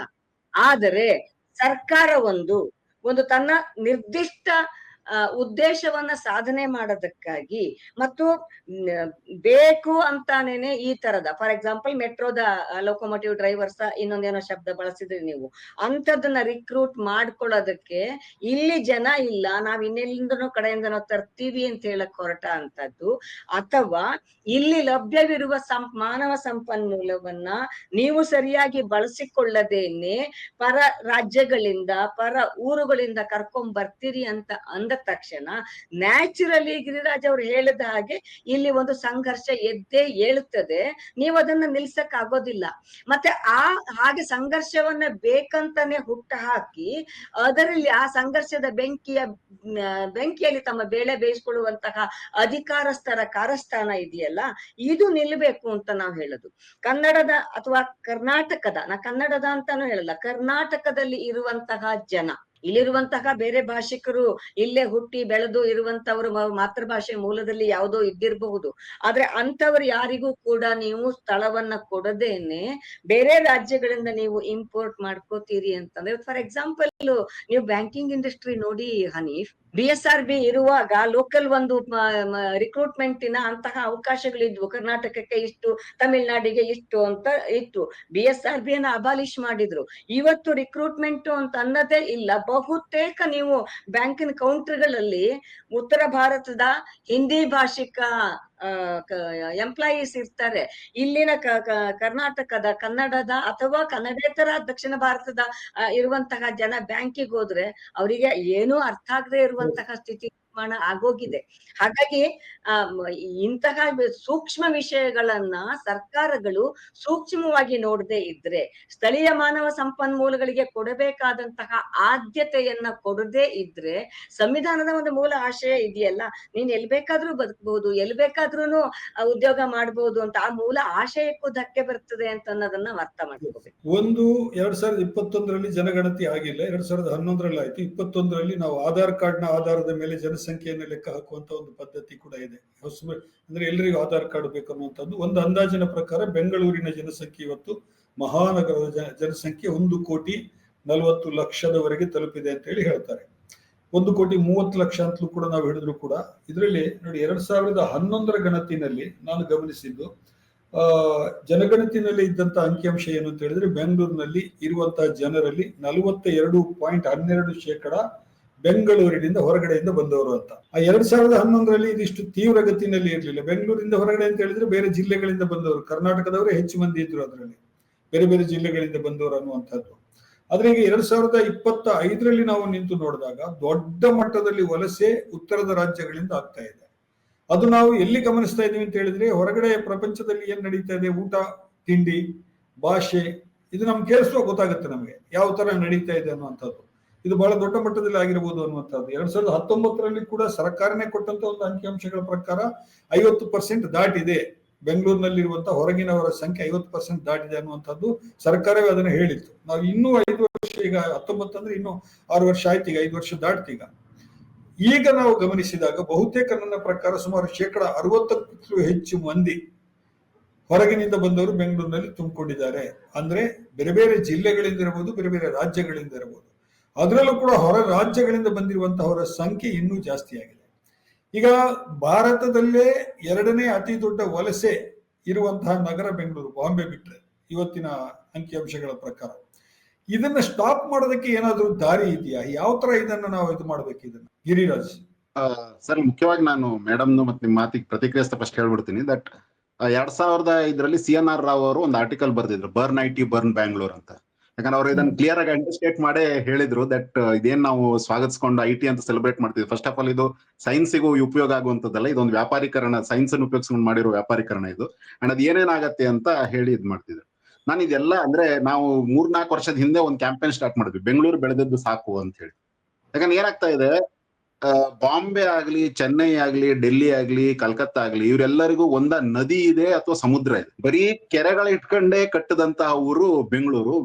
ನಮಗೆ ಸಾಧ್ಯನೇ ಇಲ್ಲ ಸಸ್ಟೈನ್ ಮಾಡಕ್ಕೆ. 70 ಲಕ್ಷನೇ ನಮ್ಮ ಹೈಯೆಸ್ಟ್ ಇದಿತ್ತು. ಅಂತದ್ರಲ್ಲಿ ಇವತ್ತು ನೀವು 1,30,30,00,000 40 ಲಕ್ಷ ಅಂತ ಹೇಳಿದ್ರೆ ನಾವು ಆಲ್ರೆಡಿ ಡಬಲ್ ಆಗ್ಬಿಟ್ಟಿದೀವಿ. ಬದುಕಿನ ಸ್ತರ ಏನಿರುತ್ತೆ, ಅದು ಗಾಳಿ ಬೆಳಕಿನ ಗಾಳಿ ನೀರು ಇದೆಲ್ಲ ಆಲ್ರೆಡಿ ಪೊಲ್ಯೂಷನ್ ಜಾಸ್ತಿ ಹಾಕೊಂಡು ಅಥವಾ ಇದಾಗ್ತಿರುವಂತದ್ದು. ಈಗ ಕಳೆದ ವರ್ಷ ಏನ್ ಶುರುವಾಗಿತ್ತು ಬೆಂಗಳೂರಲ್ಲಿ ನೀರಿನ ಸಮಸ್ಯೆ ಅಂತ ಹೇಳ್ಕೊಂಡು ಶುರುವಾಗಿದ್ದಲ್ಲ, ಅದು ಈ ವರ್ಷನೂ ಆಲ್ರೆಡಿ ತೀವ್ರವಾಗಿ ಶುರುವಾಗಿದೆ. ನಮ್ದು ಈ ಕಡೆ ಬ್ಯಾಟರಳ್ಳಿ ಮತ್ತು ಗೊಲ್ರಟ್ಟಿ ಕಡೆ ಎಲ್ಲ ಆಲ್ರೆಡಿ ನೀರ್ ಸಮಸ್ಯೆ ಇಲ್ಲದೆ ಟ್ಯಾಂಕರ್ನವ್ರು ಅವರ ವ್ಯಾಪಾರಗಳು ತುಂಬಾ ರಾಜರೋಷವಾಗಿ ಮಾಡ್ತಾ ಇದ್ದಾರೆ. 25 ರೂಪಾಯಿಗೆ ಒಂದು ಕ್ಯಾನ್ ಸಿಗ್ತಿದ್ದೀಗ 50 ರೂಪಾಯಿ ಅಂತ ಬೆಳಗ್ಗೆ ಅದೇ ಜಗಳ ನಡೀತಾ ಇತ್ತು. ಸೊ ವಲಸೆಯ ಸಮಸ್ಯೆ ಒಂದೇನಾಗತ್ತೆ ಅಂತ ಹೇಳಿದ್ರೆ, ಇದು ಇಡೀ ವ್ಯವಸ್ಥೆ ಏನಿದೆ ಅಂದ್ರೆ ನಾವು ಒಂದು ಲಾಪ್ ಸೈಡೆಡ್ ಡೆವಲಪ್ಮೆಂಟ್ ಅಂತ ಏನ್ ಹೇಳ್ತಿದೀವಿ. ಬಿಹಾರಿನ ಹುಡುಗ ಇಲ್ಲಿ ತನಕ ಅನ್ನ ಹರ್ಸ್ಕೊಂಡು ಬರಬೇಕಾಗಿರೋ ಒಂದು ದುರಂತನೇ ನಮ್ಮ ದೇಶದ ದುರಂತ, ಅದು ಬರೀ ಬೆಂಗಳೂರಿನ ದುರಂತ ಅಲ್ಲ. ಅಲ್ಲಿ ಏನೋ ಒಂದು ಅವನತ್ರ IT ಇಲ್ಲದೆ ಇದ್ರು ಬೇರೆ ಒಂದೇನಾದ್ರು ಇರ್ಬೇಕಿತ್ತಾನೆ, ಏನೂ ಇಲ್ಲದೆ ಇರುವಂತದ್ದೇ. ಅದು ಇಷ್ಟೆಲ್ಲ ಹಣ ಏನದು ಟ್ಯಾಕ್ಸ್ ಅಲ್ಲಿ, ಬಜೆಟ್ ಅಲ್ಲಿ ಅಲೋಕೇಶನ್ ಕೊಡ್ತಾ ಇದ್ರು ಕೂಡ ನಮ್ಮಲ್ಲಿ ಯಾಕೆ ಅದು ಇದಾಗ್ತಾ ಇದೆ? ಅಂಡ್ ನಮ್ಮದೇ ವಲಸೆಗಳನ್ನ ನೋಡಿ, ನಾನ್ ಹಂಗ್ ನೋಡೋದು ಅಂತ ಹೇಳಿದ್ರೆ ನಾನು ಒಬ್ಬ ವಲಸೆಗನೇ ಆಗ್ಬೇಕಾಗುತ್ತೆ. ನಮ್ಮ ತಂದೆಗೆ ಟ್ರಾನ್ಸ್ಫರ್ ಆಗಿ ಇಲ್ಲಿಗೆ ಬಂದು ನಾನೆಲ್ಲೋ ನಿಂತಿಲ್ಲ, ನಾನು ಭಟ್ಕಳದಲ್ಲೇ ಇರ್ಬೇಕಾಗಿತ್ತು. ಇಲ್ಲಿ ಇದಾಗ್ತದೆ, ನನ್ನ ಇಂಡಸ್ಟ್ರಿನೇ ಇಲ್ಲಿದೆ, ಸೊ ಅನಿವಾರ್ಯವಾಗಿ ನಾನು ಇಲ್ಲ ಇದ್ದೀನಿ. ಎಲ್ಲಿಂದ ಬಂದ್ರಿ? ಬೆಂಗಳೂರಲ್ಲಿ ಹುಟ್ಟಿ ಬೆಳೆದ್ರ? ನಾನು ಮಲೆನಾಡಿನವಳು, ಅವ್ರು ಭಟ್ಕಳ ಅಂದ್ರೆ ನಾನು ಉತ್ತರ ಕನ್ನಡದವಳೆ. ಅದಕ್ಕೆ ನಾನು ಹೇಳಿದ್ದು ವಲಸೆ ಇದೆಯಲ್ಲ, ವಲಸೆ ಪರ್ಸೆ ಸಮಸ್ಯೆ ಅಲ್ಲ, ಸಮಸ್ಯೆಗಳನ್ನ ಸೃಷ್ಟಿ ಮಾಡುವ ಸರ್ಕಾರಿ ಪ್ರಾಯೋಜಿತ ಸಮಸ್ಯೆಗಳ ಬಗ್ಗೆ ನಾವು ಚರ್ಚೆ ಮಾಡ್ಬೇಕು. ನಾನು ಹೇಳೋದೇನಂತ ಹೇಳಿದ್ರೆ, ವಲಸೆಗೆ ಇದಿರೋದೇ ಏನದು ಪರಿಹಾರ ಇರೋದೇ, ನಾವ್ ಹೇಳ್ಬೋದು ಇನ್ನರ್ ಲೈನ್ ಪರ್ಮಿಟ್ ಅದೆಲ್ಲ ಬೇಕು ಅಂತ ಹೇಳಿ. ಬಟ್ ಅದ್ ಏನಾಗತ್ತೆ ಅಂತ ಹೇಳಿದ್ರೆ, ನಾವು ನಮ್ಮ ದೇಶದಲ್ಲಿರುವ ಅದು ಮತ್ತೆ ಇನ್ಯಾರೂ ಪ್ರಾಬ್ಲಮ್ ಆಗಲ್ಲ ಸರ್, ಬಡವರಿಗೆ ಪ್ರಾಬ್ಲಮ್ ಆಗೋದು. ಅದು ಅವ್ನ ಯಾರು ಇನ್ನರ್ ಲೈನ್ ಪರ್ಮಿಟ್ ಬೇಕಂದ್ರೆ 10,000 20,000 50,000 ಕೊಟ್ಟಾದ್ರೂ ತಗತ್ತಾನ ಅವ್ನು ಇನ್ನರ್ ಲೈನ್ ಪರ್ಮಿಟ್, ಅದ್ ನಂಗೆ ಸಿಗತ್ತೆ ಅಂತ ಹೇಳ್ಕೊಂಡು. ಯಾರಿಗೆ ಇದೆಲ್ಲ ಅಫೋರ್ಡ್ ಮಾಡಕ್ ಸಾಧ್ಯ ಇಲ್ಲ. ಇವ್ರಗಳ ಜೊತೆ ಜಗಳ ಆಡೋದು ಇನ್ ಯಾರ ಜೊತೆ ಜಗಳ ಆಡ್ತೀವಿ ನಾವು? ಪಾನಿಪುರಿ ಅವನ್ ಜೊತೆನೆ ಜಗಳ ಆಡ್ತೀವಿ ಹೊರತು ಸಿಇಒ ಯಾವ್ದೋ ಕಂಪನಿಯ ಸಿಇಒ ಜೊತೆ ಜಗಳ ಆಡಲ್ಲ ನಾವು. ರೋಡಲ್ಲಿ ಅವನು ಏನದು ಅವ್ನ್ ಸಿಗೋದು ಅವನಲ್ಲೇ, ಅವನು ಹಿಂದಿ ಮಾತಾಡೋನ್ ಸಿಗೋನು. ನೀವು ಓವರಾಲ್ ನೀವು ನನ್ನ ನೋಡಿ, ಒಂದ್ ವಲಸೆ ಓವರಾಲ್ ಇದೇನು ಅಂದ್ರೆ ಒಂದ್ ನಿಮಿಷ ಗಿರಿರಾಜ್. ಪ್ರಭುತ್ವದ ವಿಕೇಂದ್ರೀಕರಣ ಅಂಡ್ ಇದ್ರ ಲಾಭ ಇಂಡಸ್ಟ್ರಿಯಲೈಸೇಷನ್ ಸಮೀಕರಣ ಎಲ್ಲಾ ಕಡೆ ಆಗದೆ ಹೋದ್ರೆ ಇದು ನಿಲ್ಲಲ್ಲ ಸರ್. ಒಂದ್ ನಿಮಿಷ ಗಿರಿರಾಜ್, ನೀವು ಹೇಳಿದಕ್ಕೆ ಪೂರಕವಾಗಿ ನೀವು ಹೇಳಿದ್ರಲ್ಲ, ನಾವು ಪಾನಿಪುರಿಯವನ ಜೊತೆಗೆ ಜಗಳ ಆಡ್ಬೇಕು, ಕೊನೆಗೆ ನಾವು ಸಿಇಒ ಜೊತೆ ಜಗಳ ಮಾಡ್ಲಿಕ್ಕೆ ಆಗಲ್ಲ ಅಂತ. ಮೆಟ್ರೋ ಬೆಲೆ ಏರಿಕೆ ವಿಷಯದಲ್ಲಿ ಏನಾಯ್ತು ಕೊನೆಗೆ? ಅಷ್ಟೆಲ್ಲ ಪ್ರತಿಭಟನೆ ಆಯ್ತು, ಏನೆಲ್ಲ ಮಾಡಿದ್ವಿ, ಒತ್ತಡಗಳನ್ನು ಹಾಕಿದ್ವಿ, ಮಾಧ್ಯಮಗಳಲ್ಲೆಲ್ಲ ಬಹಳ ದೊಡ್ಡ ಮಟ್ಟದಲ್ಲಿ ಪ್ರಚಾರ ಮಾಡಿದ್ವಿ, ಏನೋ ಕಣ್ಣೊರೆಸೋದಕ್ಕೆ ಒಂದಿಷ್ಟು ಕಡೆ ಏನೋ ಕಡಿಮೆ ಮಾಡ್ದಂಗೆ ಮಾಡಿದ್ರು. ಆಮೇಲೆ ಏನ್ ಬಂತು? ಯಾರು ಮಾಡ್ಬೇಕು? ರಾಜ್ಯ ಸರ್ಕಾರದವ್ರು ಹೇಳಿದ್ರು ನಮ್ದೆಲ್ಲ ಕೆಲಸ ಇದು, ನಮಗ್ ಗೊತ್ತಿಲ್ಲ ಅಂತ. ಕೇಂದ್ರ ಫಿಕ್ಸ್ ಮಾಡೋದು ಅಂತ ಹೇಳಿ ಕೇಂದ್ರ ಸರ್ಕಾರದವ್ರು ಹೇಳಿದ್ರು ನಮ್ದೆಲ್ಲ ರಾಜ್ಯ ಸರ್ಕಾರದ ಕೆಲಸ ಅಂತ ಹೇಳಿದ್ರು ಅಲ್ವಾ? ಬಿಜೆಪಿನವರು ಕಾಂಗ್ರೆಸ್ನವರು ಇಬ್ರು ಜಗಳ ಆಡ್ಕೊಂಡ್ರು. ಯಾರ ಕೆಲಸ ಅನ್ನೋದು ಇನ್ನೂ ಬಗೆಹರಿದಿಲ್ಲ. ಇದು ಈ ಬೆಲೆ ಏರಿಕೆಯನ್ನ ಮಾಡಿದ ಯಾರು ಅನ್ನೋದು ಕೇಂದ್ರ ಸರ್ಕಾರದವ್ರು ಮಾಡಿದ್ರ ರಾಜ್ಯ ಸರ್ಕಾರದವ್ರು ಮಾಡಿದ್ರ ಅನ್ನೋದು ಗೊತ್ತಾಗದಿದ್ದಂತಹ ಒಂದು ವಿಷವರ್ತುಲದಲ್ಲಿ ನಾವು ಸಿಕ್ಕೊಂಡ್ಬಿದ್ದೀವಿ ಅಂತ ಹೇಳಿ ಆದ್ರೆ ಅಲ್ವಾ? Yes, continue. ಅಲ್ಲ, ಫಸ್ಟ್ ಆಫ್ ಆಲ್ ಈ ಕಾಂಗ್ರೆಸ್ ಬಿಜೆಪಿ ಅನ್ನೋದು ಅದು ಇದೆಲ್ಲ sir. BJP is nothing but Congress on steroids. ಅದು ಇವ್ರು ಮಾಡಿರೋ ಯೋಜನೆಗಳನ್ನ ತುಂಬಾ ತೀವ್ರತರವಾಗಿ ಇನ್ನೂ ಫೋರ್ಸ್ಫುಲ್ ಆಗ್ತದೆ. ಆಧಾರ್ ಆಗಿರ್ಬೋದು, GST ಆಗಿರ್ಬೋದು, ಎಲ್ಲ ಕಾಂಗ್ರೆಸ್ಸಿನ ಯೋಜನೆಗಳನ್ನ ಇವ್ರು ಅದನ್ನ ರಾಜಾರೋಷವಾಗಿ ಮಾಡ್ತಾ ಇದ್ದಾರೆ. ಸೊ ಅದೊಂಥರ ನಮ್ಮಲ್ಲಿ ಲೈಟ್ ಅಂಡ್ ಹಾರ್ಡ್ ಕೋರ್ ಅಂತ ಒಂದು ಇದು ಬರುತ್ತೆ. ಅಂದ್ರೆ ವೈಲೆನ್ಸ್ ತೋರಿಸ್ಬೇಕಾದ್ರೆ ಸುಮ್ನೆ ಸೂಚ್ಯವಾಗಿ ತೋರಿಸ್ಬೇಕು ಅಥವಾ ರಕ್ತ ಸಾರಿಸ್ಬೇಕು. ಸೊ ಅದು light and hard core. So Congress light, BJP hard core ತರದ ಯೋಜನೆಗಳೇ. ಬಟ್ ಎಲ್ರೂ ಒಟ್ಟಿಗೆ ಇರ್ತಾರೆ. ಸೊ ನಾನು ಅದೇ ಹೇಳ್ಬೇಕಂತ ಏನ್ ಹೇಳೋದಂದ್ರೆ, ಪ್ರಭುತ್ವದ ವಿಕೇಂದ್ರೀಕರಣ ಮತ್ತು ಏನದು ಅದಕ್ಕೇನೋ ಒಂದು ಟರ್ಮ್ ಹೇಳ್ತಾರೆ, ನೇಚರ್ ಬೇಸ್ಡ್ ಇಂಡಸ್ಟ್ರಿಯಲೈಸೇಷನ್ ಅಂತ ಹೇಳಿದ್ರೆ, ಅಂದ್ರೆ ಆಯಾಯ ಪರಿಸರಕ್ಕೆ ತಕ್ಕಂತೆ ಒಂದು ಔದ್ಯೋಗೀಕರಣ ಆಗದೆ ಇದ್ರೆ ಇದು ಆಗುದೇ ಇಲ್ಲ. ಯಾಕಂದ್ರೆ ಈ ರಾಯಚೂರಿಂದಲೂ ನಮ್ಮ ಇದಕ್ಕೆ ಒಂದಷ್ಟು ಜನ ಬಂದು ನಮ್ ಇದರಲ್ಲಿ ಕೆಲಸ ಮಾಡ್ತಾ ಇದ್ರು ಪೇಂಟಿಂಗ್ ಅಲ್ಲಿ. ನನಗೆ ಖುಷಿಯಾಗಿದ್ದೇನು ಅಂತಂದ್ರೆ, after so many days Bihar ಇವ್ರ ಕಡೆಯಿಂದ ರಾಯಚೂರ್ ಕಡೆಯಿಂದ ಬರ್ತಾ ಇದ್ರಲ್ಲ ಅಂತ ಹೇಳ್ಕೊಂಡು. ಸೊ ನಮ್ದು ಒಂದು ಸ್ವಾರ್ಥ ಇರತ್ ನೋಡಿ, ಬಡವ್ರು ಎಲ್ಲಾ ಕಡೆ ಬಡವರಾದ್ರು ನಮ್ ಬಡವರು ಅನ್ನೋದೊಂದು ಇರತ್ತಲ್ಲ. ಅವ್ರ ಹತ್ರ ಮಾತಾಡ್ತಿರ್ಬೇಕಾದ್ರೆ ಅವ್ರ ಜೀವನದ ಕಷ್ಟ ಎಲ್ಲ ಹೇಳ್ಕೊತಾ ಇದ್ರು ಸರ್. ಅವ್ರು ಅದೇ ಹೇಳ್ತಿದಾರೆ, ನಮ್ಮಲ್ಲಿ 2 ಒಪ್ಪತ್ತು ನಾವು ತಿಂತಾ ಇರೋದು, ಮೊದ್ಲು 3 ಒಪ್ಪತ್ತು ತಿಂತಾ ಇದ್ವಿ, 2 ಒಪ್ಪತ್ತು ತಿಂತಾ ಇದ್ವಿ, ಯಾಕಂದ್ರೆ ಅಫೋರ್ಡ್ ಮಾಡಕ್ ಆಗ್ತಾ ಇಲ್ಲ ಹಾಗೆ ಹೀಗೆ. ಈ ಪರಿಸ್ಥಿತಿ ಏನಕ್ ಬರ್ಬೇಕು ಅಂದ್ರೆ, ಅವ್ರು ಖಂಡಿತ ಅವ್ರು ಇಲ್ಲಿ ಬಂದಾಗ ಅದ್ರಲ್ಲಿ ಯಾರೋ ಒಬ್ರು ಇಂತ ಬದುಕ್ ಬೇಕಾ ಅಂತ ಹೇಳಿದಾಗ ಕ್ರೈಮ್ ಅಲ್ಲೂ ಇಳಿಬಹುದು. ಅದನ್ನ ನೀವು ಅಂಡರ್ಲೈನ್ ಮಾಡ್ಕೊಂಡು ನೋಡಿ, ಮೈಗ್ರೆಂಟ್ಸ್ ಇಂದ ಕ್ರೈಮ್ ಹೆಚ್ಚಾಗ್ತಾ ಇದೆ ಅನ್ನೋದನ್ನ ಜನ ಅದ್ ಮತ್ತೆ ಕಾಣಿಸತ್ತ, ಹಂಗೆ ಕಾಣಿಸುವಂತ ಎಲ್ಲ ಇದಾಗ್ತಾ ಇರುತ್ತೆ. ಇದಕ್ಕೆ ಓವರ್ ಆಲ್ ಪರಿಹಾರ ನನಗೆ ಗೊತ್ತಿರೋಂಗೆ ಇದು ಒಂದು ಪ್ರಭುತ್ವದ ವಿಕೇಂದ್ರೀಕರಣ ಆಗ್ಲೇಬೇಕು. ಅದು ಏನು ಸ್ಥಳೀಯ ಇವುಗಳಿದೆ ಅಲ್ಲೇ ಜಾಬ್ ಆಪರ್ಚುನಿಟೀಸ್ಗಳು ಹುಟ್ತಾನೆ ಇರ್ಬೇಕು. ಇಲ್ಲಾದ್ರೆ ಇದು ದೊಡ್ಡ ಸಮಸ್ಯೆ. ಇದು ಆಸ್ಫೋಟ ವಿಸ್ಫೋಟ ಎಲ್ಲ ಆಗುವಂತ ಸಂಸ್ಥೆ. ಸದ್ಯಕ್ಕಂತೂ ಬೆಂಗಳೂರು ಬದುಕುವ ಕ್ಲಿನಿಕಲ್ ಮಟ್ಟವನ್ನಂತೂ ಬಿಟ್ಬಿಡಿ. ನಮ್ಮ ಗಾಳಿಯಲ್ಲಿ ತುಂಬಾ 10 ಸಿಗರೇಟ್ ಸೇರ್ತಾ ಇದೀವಿ. ಸುಮ್ಮನೆ 10 ಸಿಗರೇಟ್ ಸೇರ್ತಾ ಇದೀವಿ ನಾವು. ಅಷ್ಟೊಂದು ಪೊಲ್ಯೂಷನ್ ಇದೆ. ಇನ್ನು ನೀರಂತೂ ಕ್ವಾಲಿಟಿ ಅಂತೂ ಇಲ್ಲ, ಈಗ ಕ್ವಾಂಟಿಟಿನೂ ಇಲ್ಲ. ಸೊ ಹೀಗಿರ್ಬೇಕಾದ್ರೆ ನೀವು ಇಲ್ಲಿ ಬೆಂಗಳೂರಿನ ವಲಸೆ ನಾನು ತುಂಬಾ ಯೋಚನೆ ಮಾಡಿದ್ದೀನಿ ಇದಕ್ಕೆ ಸಂಬಂಧಿಸಿ. ನೀವು ಹೇಳಿದ್ದು ಸರಿ ಆಯ್ತು, ಅಲ್ಲಿ ನೀವು ಅವರಿಗೆ ಉದ್ಯೋಗಗಳನ್ನ ಒದಗಿಸ್ಕೊಡ್ಬೇಕು ಅಂತಂದು. ಬಟ್ ಬೆಂಗಳೂರಿಗೆ ಬಹಳ ಮುಖ್ಯವಾಗಿ ಬರ್ತಾ ಇರುವಂತವರು ಒಂದು ಐಟಿ ಬೇಸ್ಡ್ ಐಟಿ, ಎರಡನೇದು ಕನ್ಸ್ಟ್ರಕ್ಷನ್, ಮೂರನೇದು ಸರ್ವಿಸ್ ಇಂಡಸ್ಟ್ರಿ. ಈ 3 ಇಂಡಸ್ಟ್ರಿಗಳಿಗೆ ಸಂಬಂಧಿಸಿ ನೀವು ಪ್ರೊವೈಡ್ ಮಾಡ್ಲಿಕ್ಕೆ ಆಗೋದಿಲ್ಲ. ರಾಯಚೂರಲ್ಲಾಗ್ಲಿ ಗುಲ್ಬರ್ಗಾದಲ್ಲಾಗ್ಲಿ, ಯಾಕಂದ್ರೆ ಜನಸಂಖ್ಯೆ ಇಲ್ಲಿ ಜಾಸ್ತಿ ಇದೆ. ಇಲ್ಲಿ ಪ್ರೊವಿಷನ್ಸ್ ಜಾಸ್ತಿ ಮಾಡ್ಬೇಕಾಗುತ್ತೆ ನಾವು. ಹಾಗಾಗಿ ಸಹಜವಾಗಿಯೇ ವಲಸೆ ಆಗ್ತಾ ಇದೆ. ಇದನ್ನ ಬೇರೆ ಯಾವ ರೀತಿಯಲ್ಲಿ ಇದನ್ನ ನಾವು ಯಾವ ತರ ಇದನ್ನ ಇಲ್ಲ ನೀವು ಆಯ್ತಪ್ಪ, ಇಲ್ಲಿ ಜನ ಜಾಸ್ತಿ ಆದಷ್ಟು ನಾವು ಸಂಪನ್ಮೂಲಗಳು ನಮ್ಗೆ ಇಲ್ಲಿ ಇದೆ ಅಂತ ಹೇಳಿ ಆಗ್ಬೇಕು ಅಲ್ವಾ? ಈಗ ಕಾವೇರಿ ಮೇಲೆ ಒಂದು ಡಿಪೆಂಡ್ ಆಗಿದ್ದೀವಿ ನಾವು. ಅದು 1ನೇ ಹಂತ, 2ನೇ ಹಂತ, 3ನೇ ಹಂತ, 4ನೇ ಹಂತ ಅಂತ ಹೇಳ್ಬಿಟ್ಟು ಜಾಸ್ತಿ ಆಗ್ತಾನೆ ಹೋಗ್ತಾ ಇದೆ. ಕಾಸ್ಟ್ ಆಫ್ ಲಿವಿಂಗ್ ಜಾಸ್ತಿ ಆಗ್ತಾ ಹೋಗ್ತಾ ಇದೆ. ಇದರ ಜೊತೆಗೆ ಕಲ್ಚರ್ ಮೇಲೆ ಒಂದು ಆಘಾತ ನಡೀತಾ ಇದೆಯಲ್ಲ, ಅದು ಇಲ್ಲಿ ನಮ್ಮ ಭಾಷೆ ಅನ್ನುವಂತಹ ಕಲ್ಚರ್ಗೆ ಸಂಬಂಧಿಸಿದ ಭಾಷೆ ಇರ್ಬೋದು, ಆಹಾರ ಇರ್ಬೋದು. ನಾನು ಅದಕ್ಕೆ ಅವಾಗ ಪಾನಿಪುರಿ ಗೋಲಪ ಈಗ ಕನ್ನಡದ ತಿಂಡಿ ಅಂತ ಹೇಳಿ ಒಂದು ಸ್ಟ್ರೀಟ್ ಸೈಡ್ ಅಲ್ಲಿ ನಿಮ್ಗೆ ಯಾವ್ದಾದ್ರು ಸಿಗುತ್ತಾ? ಕನ್ನಡದ ತಿಂಡಿ ಅಂತ ಯಾವ್ದಾದ್ರು ಸಿಗುತ್ತೆ ಅಂತ ಯಾವ್ದಾದ್ರು ಸ್ಟ್ರೀಟ್ ಸೈಡ್ ಅಲ್ಲಿ? Street food is most popular in Bangalore. ನಾವು ಹೆಸರುಗಳನ್ನು ಮರ್ತು ಬಿಟ್ಟಿದ್ದೀವಿ ಈಗ ನಾವು ಅಲ್ವಾ? ಎರಡನೇದು, ಹೋಗ್ಲಿ ನೀವು ಇಲ್ಲಿ ಹೋಗಿ ಬಿಹಾರದಲ್ಲಿ ಹೋಗಿ ನಿಮ್ಮ ಫುಡ್ ಅನ್ನ ನೀವು ಅಲ್ಲಿ ಸೇಲ್ ಮಾಡ್ತಾ ಇದ್ದೀರಾ, ಕನ್ನಡದ ಫುಡ್ ಗಳನ್ನ, ಒಬ್ಬಟ್ಟನ್ನಾಗ್ಲಿ ಅಥವಾ ಯಾವ್ದು ಮೇಡಮ್ ನೀವ್ ಹೇಳ್ಬೇಕು, ಕನ್ನಡದ ಆಹಾರ ಅಲ್ಲ ನೀವು ಸ್ಟ್ರೀಟ್ ಫುಡ್ ಬಗ್ಗೆ ಮಾತಾಡ್ತಾ ಇದ್ದೀರಿ ಹನೀಫ್. ಇತ್ತೀಚಿನ ವರ್ಷಗಳಲ್ಲಿ ಸಂಜೆ 8 ಗಂಟೆ ಮೇಲೆ ಯಾವ್ದಾದ್ರು ಹೋಟೆಲ್ಗೆ ಊಟಕ್ಕೆ ಹೋಗಿದ್ದೀರೇನು? ನಾರ್ಮಲ್ ಹೋಟೆಲ್ಗಳಿಗೆ ನಿಮ್ಗೆ ಸೌತ್ ಇಂಡಿಯನ್ ಫುಡ್ ಸಿಕ್ಕಲ್ಲ ಅಲ್ಲಿ. ಮೇಡಮ್ ನಾರ್ತ್ ಇಂಡಿಯನ್ ಅಂತಾರೆ. ಅದು ಆ north Indian actually north Indians ಯಾರೋ ಬಂದವರಿಗೆ ಅದು ಕರ್ಕೊಂಡು this is what kind of north Indian Vimla ಅಂತ ಹೇಳ್ತಾರೆ. ದಟ್ ಇಸ್ ಅವ್ರು ಡಿಫ್ರೆಂಟ್. ಹೇಳ್ತಾರೆ. ಬಟ್ ಅನ್ನ ಸಾಂಬಾರ್ ಪಲ್ಯ ಪೂರಿ ನಿಮಗೆ ರಾತ್ರಿ 8 ಗಂಟೆ ಅಂದ್ರೆ ಡಿನ್ನರ್ಗೆ ಅಂತ ನೀವು ಬೇರೆ ಯಾವ್ದೋ ದೊಡ್ಡ ಹೋಟ್ಲಲ್ಲಪ್ಪ, ಕಾರ್ಪೊರೇಷನ್ ಹತ್ರ ಇರುವ PVR ಹೋಟೆಲ್ಗೆ ಹೋಗಿ ಬೆಸ್ಟ್ ಸೌತ್ ಇಂಡಿಯನ್ ಫುಡ್ ಕೊಡ್ತಾ ಇದ್ದಂತ ಹೋಟ್ಲಲ್ಲಿ ಈಗ ರಾತ್ರಿ ಊಟದಲ್ಲಿ ಸೌತ್ ಇಂಡಿಯನ್ ಫುಡ್ ಸಿಕ್ಕಲ್ಲ. ಅಂದ್ರೆ ಆ ಮಟ್ಟಕ್ಕೆ ನಾವು ಬಂದಿರೋ ಅಂತದ್ದು. ದೆನ್ ನೀವು ಸಾಂಸ್ಕೃತಿಕ ಇನ್ವೇಷನ್ ಬಗ್ಗೆ ಹೇಳ್ತಾ ಇದ್ದೀರಿ. ನನ್ನ ಪ್ರಕಾರ ಲೇಬರ್ ಕ್ಲಾಸ್ ಇಂದ ಆ ಸಾಂಸ್ಕೃತಿಕ ಆ ಇನ್ವೇಷನ್ ಆಗ್ತದೋ ಅಂತ ನಾನು ಒಪ್ಕೊಳಕ್ ಸಾಧ್ಯ ಇಲ್ಲ. ಬಟ್ ಟ್ರೇಡಿಂಗ್ ಕಮ್ಯುನಿಟಿ ಬಂದು ಇಲ್ಲಿ ಸೆಟ್ಲ್ ಆದ ನಂತರ ಕರ್ವಾ ಚೌತ್ ಶುರುವಾಗಿದೆ ಬೆಂಗಳೂರಲ್ಲಿ ಹನೀಫ್. ದೆನ್ ಅಫ್ಕೋರ್ಸ್ ನಾನು ಯಾವುದೇ ಸಾಂಸ್ಕೃತಿಕ ಪರಂಪರೆಗಳನ್ನ ಒಳಗೊಳ್ಳೋದಕ್ಕೆ ಬಗ್ಗೆ ನನ್ ವಿರೋಧ ಇಲ್ಲ, ಕಲಿಯಕ್ಕೆ ವಿರೋಧ ಇಲ್ಲ, ನೋಡಿ ಆಸ್ವಾದಿಸಕ್ಕೆ ನಂದೇನ್ ವಿರೋಧ ಇಲ್ಲ. ಬಟ್ ದಾಂಡ್ಯ, ಗರ್ಬಾ ಇವುಗಳು ಎಷ್ಟು ದೊಡ್ಡ ಮಟ್ಟದಲ್ಲಿ ಶುರುವಾಗಿದ್ದಾವೆ ಅಂದ್ರೆ ಹೋಗ್ತಾ ಹೋಗ್ತಾ ಹೋಗ್ತಾ ನಮ್ಮೂರಿನ ಕೋಲಾಟ ಎಲ್ಲಿಗೆ ಹೊರಟೋಗತ್ತೆ ಗೊತ್ತಿಲ್ಲ, ನಮ್ಮೂರಿನ ಹಾಡಿನ ಪರಂಪರೆ, ಭಜನಾ ಪರಂಪರೆ ಎಲ್ಲಿಗೆ ಹೋಗತ್ತೆ ಗೊತ್ತಿಲ್ಲ ಅನ್ನುವ ಮಟ್ಟಕ್ಕೆ. ಅಂದ್ರೆ ನಾನ್ ಹೇಳ್ತಾ ಇರೋದು ಆ ಇನ್ವೇಷನ್, ಸಾಂಸ್ಕೃತಿಕ ಇನ್ವೇಷನ್, ಅದು ಆಹಾರದ ಸಂಸ್ಕೃತಿ ಇರ್ಬೋದು ಅಥವಾ ಇನ್ನೂ ಒಂದ್ ಹೇಳ್ಬೇಕು ಅಂತಂದ್ರೆ ನಾ ಇತ್ತೀಚಿನ ದಿವಸಗಳಲ್ಲಿ ಎಲ್ಲಾ ಕಡೆ ಕಣ್ಣಲ್ಲಿ ಕಣ್ಣಿಟ್ಟು ನೋಡಕ್ ಶುರು ಮಾಡಿದ್ದೀನಿ. ಹೋಟೆಲ್ಗಳಲ್ಲಿ ಈ ಹೋಟೆಲಿನಲ್ಲಿ ಆಹಾರಕ್ಕೆ ಈರುಳ್ಳಿ ಮತ್ತು ಬೆಳ್ಳುಳ್ಳಿ ಬಳಸಲಾಗುವುದಿಲ್ಲ ಅಂತ ದೊಡ್ಡ ದೊಡ್ಡ ಬೋರ್ಡ್ ಹಾಕಕ್ ಶುರು ಮಾಡಿದ್ದಾರೆ. So where do we stand? ಮೊನ್ನೆ ನನ್ನ ದಲಿತ ಸಂಘಟನೆ ಗೆಳೆಯರ ಹತ್ರ ಕೇಳ್ತಾ ಇದ್ದೆ, ಆಹಾರದ ಸಂಸ್ಕೃತಿಯ ಮೇಲೆ ಇನ್ವೇಷನ್ ಅಂತಂದ್ರೆ ನಮ್ಗೆ ಮಾಂಸ ತಿನ್ನಕ್ ಬಿಡದ್ಲಾ ಅಂತಾನೋ ಅಥವಾ ಗೋಮಾಂಸದ ಬಗ್ಗೆ ಮಾತಾಡಿದ್ರೆ ಎಲ್ಲರೂ ಹೊಡೆಯಕ್ ಬರ್ತಾರೆ ಅನ್ನೋದು ಮಾತ್ರ ಅಲ್ಲ ಗೆಳೆಯ. ನೋಡಿ ಇದು ಕೂಡ ಯಾಕಂದ್ರೆ ಟಾಪ್ 0.005% ಇರುವಂತಹ ಜನ ಮಾತ್ರವೇ ಬೆಳ್ಳುಳ್ಳಿ ಈರುಳ್ಳಿ ತಿಂದೇ ಇದ್ದವರು ಅಂದ್ರೆ ಎಷ್ಟು ಸಹಜವಾಗಿ ಅಲ್ಲಕ್ಕ, ಅದು ಜೈನರು ಈರುಳ್ಳಿ ಬೆಳ್ಳುಳ್ಳಿ ತಿನ್ನಲ್ವಲ್ಲ ಅಂದ್ರು. ನಾನ್ ಕೇಳ್ದೆ, ಆಯ್ತಪ್ಪ ಬೆಂಗಳೂರಲ್ಲಿ ಎಷ್ಟು ಪರ್ಸೆಂಟೇಜ್ ಜೈನರು ಇದಾರೆ ಹುಡುಕಪ್ಪ, ಅವ್ರಿಗೆ ಬೇಕಾದ್ರೆ ಅವ್ರದ್ದೇ ಹೋಟ್ಲ್ ಮಾಡ್ಕೋಬಹುದಲ್ಲ.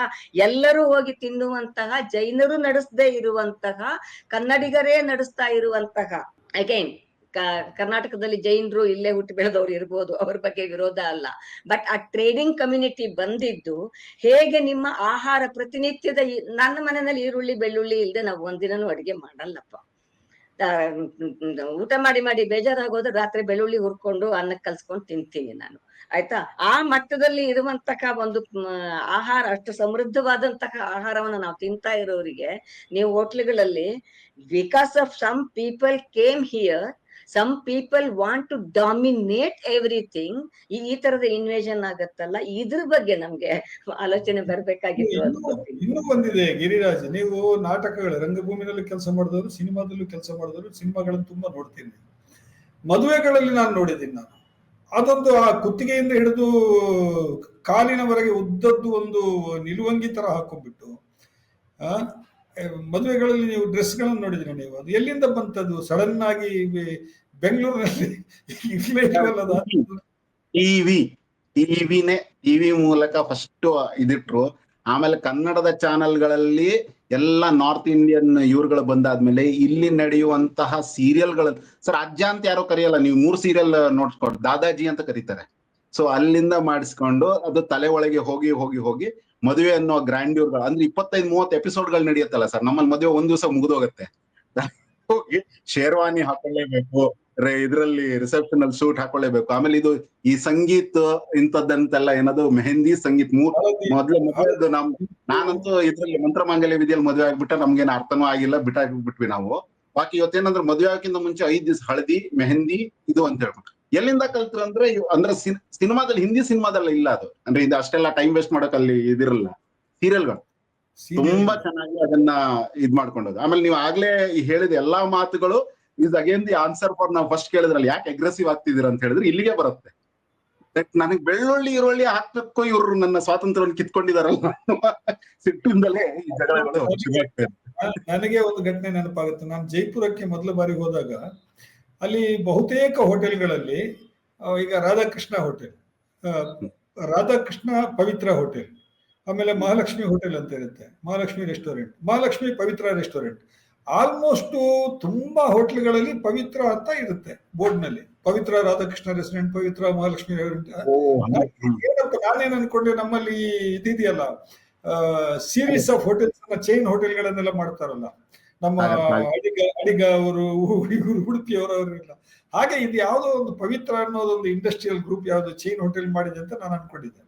ಆಮೇಲೆ ಕುತೂಹಲ ತಡಿಲಾಗದೆ ಒಂದು ಹೋಟ್ಲಿಗೆ ಹೋಗಿ ಕೇಳಿದೆ ನಾನು, ಈ ಬೋರ್ಡ್ ಅಲ್ಲಿ ಪವಿತ್ರ ಪವಿತ್ರ ಅಂತ ಆಗ್ತಿರಲ್ಲ ಯಾಕೆ ಅಂತ ಹೇಳಿದ್ರೆ, ಆವಾಗ ಅವ್ರು ಹೇಳಿದ್ರು, ಇಲ್ಲ ಪವಿತ್ರ ಅಂತ ಇದ್ರೆ ಅಲ್ಲಿ ನೀರುಳ್ಳಿ ಬೆಳ್ಳುಳ್ಳಿ ಇಲ್ಲದಿರುವ ಊಟವನ್ನು ನಾವು ಕೊಡ್ತಿದ್ದೀವಿ ಅಂತೇಳಿ ಅರ್ಥ. ಇಲ್ಲಿಯ ಯಾವುದೇ ಊಟದಲ್ಲಿ ನೀರುಳ್ಳಿ ಬೆಳ್ಳುಳ್ಳಿ ಇಲ್ಲ ಅಂತ ಹೇಳ್ಬಿಟ್ಟು ಅದೊಂದು ಹೊಸ ಸಂಗತಿ ನನಗೆ ಗೊತ್ತೇ ಇರಲಿಲ್ಲ ನನಗೆ.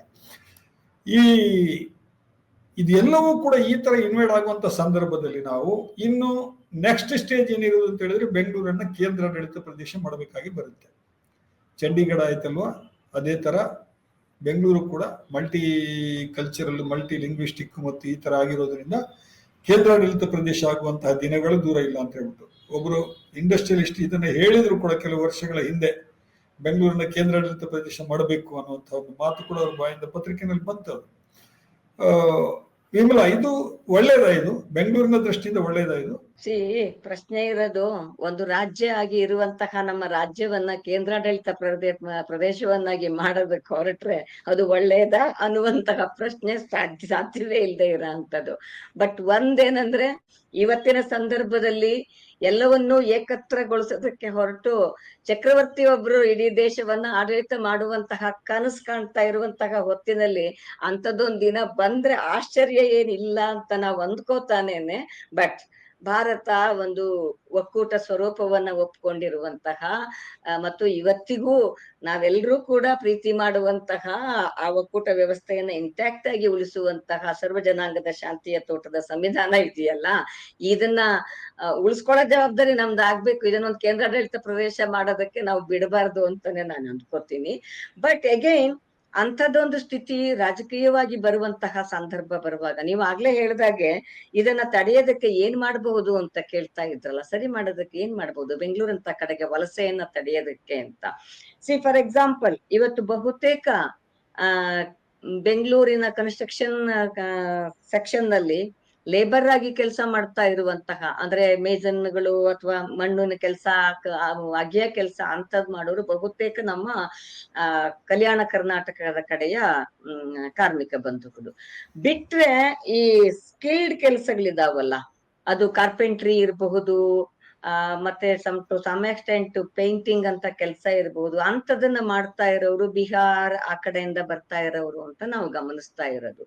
ಸೊ ಆ ಗಿರಿರಾಜ್ ಹೇಳ್ದ ಹಾಗೆ ಆಯಾಯ ರಾಜ್ಯಗಳಲ್ಲಿ ಅವರವರಿಗೆ ಒಂದು ಉದ್ಯೋಗದ ಲಭ್ಯತೆ ಇರುವಂತಹ ವಾತಾವರಣ ನಿರ್ಮಾಣ ಆದ್ರೆ, ಈಗ ಇಂಡಸ್ಟ್ರಿಯಲೈಸೇಷನ್ ಇರ್ಬೋದು ಅಥವಾ any other kind of development ಅಂತ ನಾವೇನ್ ಹೇಳ್ತೀವಿ, ಅಲ್ಲಿ ಒಂದು ಸಮಗ್ರವಾದಂತಹ ದೃಷ್ಟಿಕೋನ ಕೇಂದ್ರದಲ್ಲಿರುವಂತಹ ಒಕ್ಕೂಟ ಸರ್ಕಾರಕ್ಕೂ ಮತ್ತು ರಾಜ್ಯಗಳಲ್ಲಿ ಆಡಳಿತವನ್ನ ಮಾಡ್ತಾ ಇರುವಂತಹ ರಾಜ್ಯ ಸರ್ಕಾರಗಳಿಗೂ ಇದ್ರೆ, ಆಗ ಈ ಇಂಡಿಸ್ಕ್ರಿಮಿನೇಟ್ ವಲಸೆ ಆಗತ್ತಲ್ಲ, ಬದುಕು ಹುಡ್ಕೊಂಡ್ ಬರ್ತಾರೆ ಅವರು. ಹಾಗಾಗಿ ಬದುಕು ತನ್ನೂರಲ್ಲೇ ಸಿಗ್ತದೆ ಅಂತಂದ್ರೆ ಬಿಹಾರದಿಂದ ಇಲ್ಲಿಗೆ ಯಾಕೆ ಬರ್ತಾರೆ? At the same time Karnataka ಸಂದರ್ಭದಲ್ಲೇನೆ ಈ ಹೈದರಾಬಾದ್ ಕರ್ನಾಟಕ ಅಥವಾ ಕಲ್ಯಾಣ ಕರ್ನಾಟಕ, ಕಿತ್ತೂರು ಕರ್ನಾಟಕ ಕಡೆಗಳಿಂದ ಬೆಂಗಳೂರಿಗೆ ಕಿತ್ತೆದ್ದು ಯಾಕೆ ಬರ್ತಾರೆ? ಮತ್ತು ಬಂದವರು ಇಲ್ಲಿ ಕಷ್ಟ ಆದ್ರೂ ಪರವಾಗಿಲ್ಲ ಇಲ್ಲೇ ಇರ್ತೀವಿ ಅಂದ್ರೆ, ಈಗ ನಂಗೆ ಡೊಮೆಸ್ಟಿಕ್ ಹೆಲ್ಪ್ ಮಾಡೋದಕ್ಕೆ ಬರುವಂತಹ ನನ್ನ ಗೆಳತಿ Kashibai, she is from Gulbarga ಜಿಲ್ಲೆ, ಆಯ್ತಾ.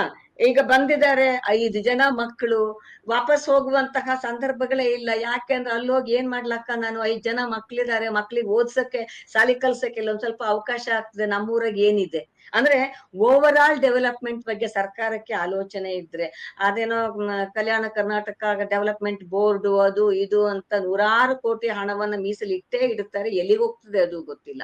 ಹಾಗಾಗಿ ಒಂದು ಪ್ರಾದೇಶಿಕ ಅಭಿವೃದ್ಧಿಯ ಬಗ್ಗೆ ನಿಜವಾದಂತಹ ಒಂದು ಕಲ್ಪನೆಯನ್ನ ಇಟ್ಕೊಂಡಿರುವಂತಹ ಸರ್ಕಾರಗಳಾದ್ರೆ, ಈ ತರದಲ್ಲಿ ಎಕ್ಸ್ಪ್ಲೋರ್ಡ್ ಆಗ್ತಾ ಇದೆಯಲ್ಲ ಬೆಂಗಳೂರಂತಹ ನಗರಗಳಿಗೆ, ಅದನ್ನ ತಡೆಯಕ್ ಸಾಧ್ಯ ಇದೆ. ದೆನ್ ಬಹಳ ವರ್ಷಗಳಿಂದ ಚರ್ಚೆಗಳು ನಡೀತಾ ಇದ್ದಾವೆ. ಬೆಂಗಳೂರಿಗೆ ಸಮಾನಾಂತರವಾಗಿ ಡೆವಲಪ್ ಮಾಡಬಹುದಾದಂತಹ ಬೇಕಾದಷ್ಟು ನಗರಗಳು ಕರ್ನಾಟಕದಲ್ಲಿ ಇದಾವಲ್ಲ. ಉದಾಹರಣೆಗೆ ಕಿತ್ತೂರು ಕರ್ನಾಟಕದಲ್ಲೇನೆ ಈಗಲೇನೆ ಸುಡು ಬಿಸ್ಲಿದೆಯಲ್ಲ, ನೀವು ಸೋಲಾರ್ ಪಾರ್ಕ್ ಅನ್ನ ಕಲಬುರ್ಗದಲ್ಲಿ ಯಾಕೆ ತೆಗಿಯಕ್ಕಾಗಲ್ಲ? ಸೋಲಾರ್ ಪಾರ್ಕ್ ಅನ್ನ ರಾಯಚೂರಲ್ಲಿ ಯಾಕೆ ತೆಗಿಯಕ್ಕಾಗಲ್ಲ? ಆ ಮೂಲಕ ಅಲ್ಲಿಗೆ ಅಗತ್ಯವಿರುವಂತಹ ಇನ್ಫ್ರಾಸ್ಟ್ರಕ್ಚರ್ ಅನ್ನ ಪ್ರೊವೈಡ್ ಮಾಡುವ ಮೂಲಕ. ಇನ್ಫ್ರಾಸ್ಟ್ರಕ್ಚರ್ ಅಂದ್ರೆ ಏನು? ನಿಮ್ಗೆ ಎಲೆಕ್ಟ್ರಿಸಿಟಿ ಬೇಕು, ನಿಮ್ಗೆ ನೀರ್ ಬೇಕು. ನಿಮ್ಗೆ ನೀರ್ ಬೇಕು ಅನ್ನುವ ಪೋಲಾಗುವ ತುಂಗಾ ನೀರನ್ನೋ ಕೃಷ್ಣಾ ನೀರನ್ನೋ ಸರಿಯಾದ ರೀತಿಯಲ್ಲಿ ಬಳಸಿಕೊಳ್ಳುವುದಕ್ಕೆ ಸಾಧ್ಯ ಆಗುವ, ರಾಜ್ಯಗಳ ಮಧ್ಯೆ ಇರುವಂತಹ ನದಿ ವಿವಾದಗಳನ್ನ ಕೇಂದ್ರದ ಒಕ್ಕೂಟ ಸರ್ಕಾರ ನಿಜವಾದ ಒಂದು ರಾಜಕೀಯ ಇಚ್ಛಾಶಕ್ತಿಯಿಂದ, ಅಂದ್ರೆ ಎಲ್ರಿಗೂ ಒಳ್ಳೇದಾಗ್ಬೇಕು, ಸರ್ವೇ ಜನ ಸುಖಿನೋ ಭವಂತು ಅಂತಾರಲ್ಲ, ಸೊ ಅಂತದಾಗದಕ್ಕೆ ಬೇಕಾದಂತಹ ಒಂದು ಮಾನವೀಯ ನೆಲೆಯಲ್ಲಿ ನಾವು ರಾಜ್ಯಭಾರವನ್ನ ಮಾಡೋದಕ್ಕೆ ಹೊರಟ್ರೆ ಇಂತಹ ಅನಗತ್ಯ ತುಂಬಿ ತುಳುಕುವಂತಹ ಬೆಂಗಳೂರು ಸೃಷ್ಟಿ ಆಗೋದಿಲ್ಲ. ನಾನು ನಿಜವಾಗ್ಲೂ ಹೇಳ್ತೀನಿ, ನಾನು ಬೆಂಗಳೂರಿಗೆ ಬಂದು 45 ವರ್ಷ ಆಯ್ತು. ನಮ್ಮೂರಲ್ಲಿ ನನಗೆ ಅವಕಾಶ ಸಿಕ್ಕಿದ್ರೆ ನಾನು ಬೆಂಗಳೂರಿಗೆ ಬರ್ತಿರ್ಲಿಲ್ಲ. ನಾನು ಸಿಕ್ಕದೇ ಇದ್ದಿದ್ದಕ್ಕಾಗಿ ಬೆಂಗಳೂರಿಗೆ ಬಂದೆ ನಾನು. ಅಲ್ಲಲ್ಲ, ಸರ್ಕಾರ ಮಾಡ್ತಾ ಇಲ್ಲ ಅಂತ ಹೇಳಿ ಅಲ್ಲ. ಕರೆಂಟ್ ಬಿಲ್ ಜಾಸ್ತಿ ಮಾಡಿದೆ, ನೀರಿನ ಬಿಲ್ ಜಾಸ್ತಿ ಮಾಡಿದೆ. ಈಗ ಸುರಂಗ ಮಾರ್ಗ ಮಾಡ್ತಾ ಇದೀವಿ ನಾವು. ನೀವು ಕೆಳಗಡೆಯಿಂದ ಓಡಾಡಿ ಅಂತ ಹೇಳ್ಬಿಟ್ಟು, ಈಗ ಮೇಲ್ಗಡೆ ಓಡಾಡಿ ಎಲ್ಲ ಆಯ್ತು. ಫ್ಲೈಓವರ್ಗಳೆಲ್ಲ ಫುಲ್ ಆಗಿ ಅಲ್ಲಿ ಕೂಡ ಜಾಗ ಸಾಲಲ್ಲ ಅಂತ ಹೇಳಿ ಗೊತ್ತಾದ ನಂತರ, ಯಾಕಂದ್ರೆ ಫ್ಲೈಓವರ್ ಇಂದ ಕೆಳಗಿಳಿಬೇಕಲ್ಲ.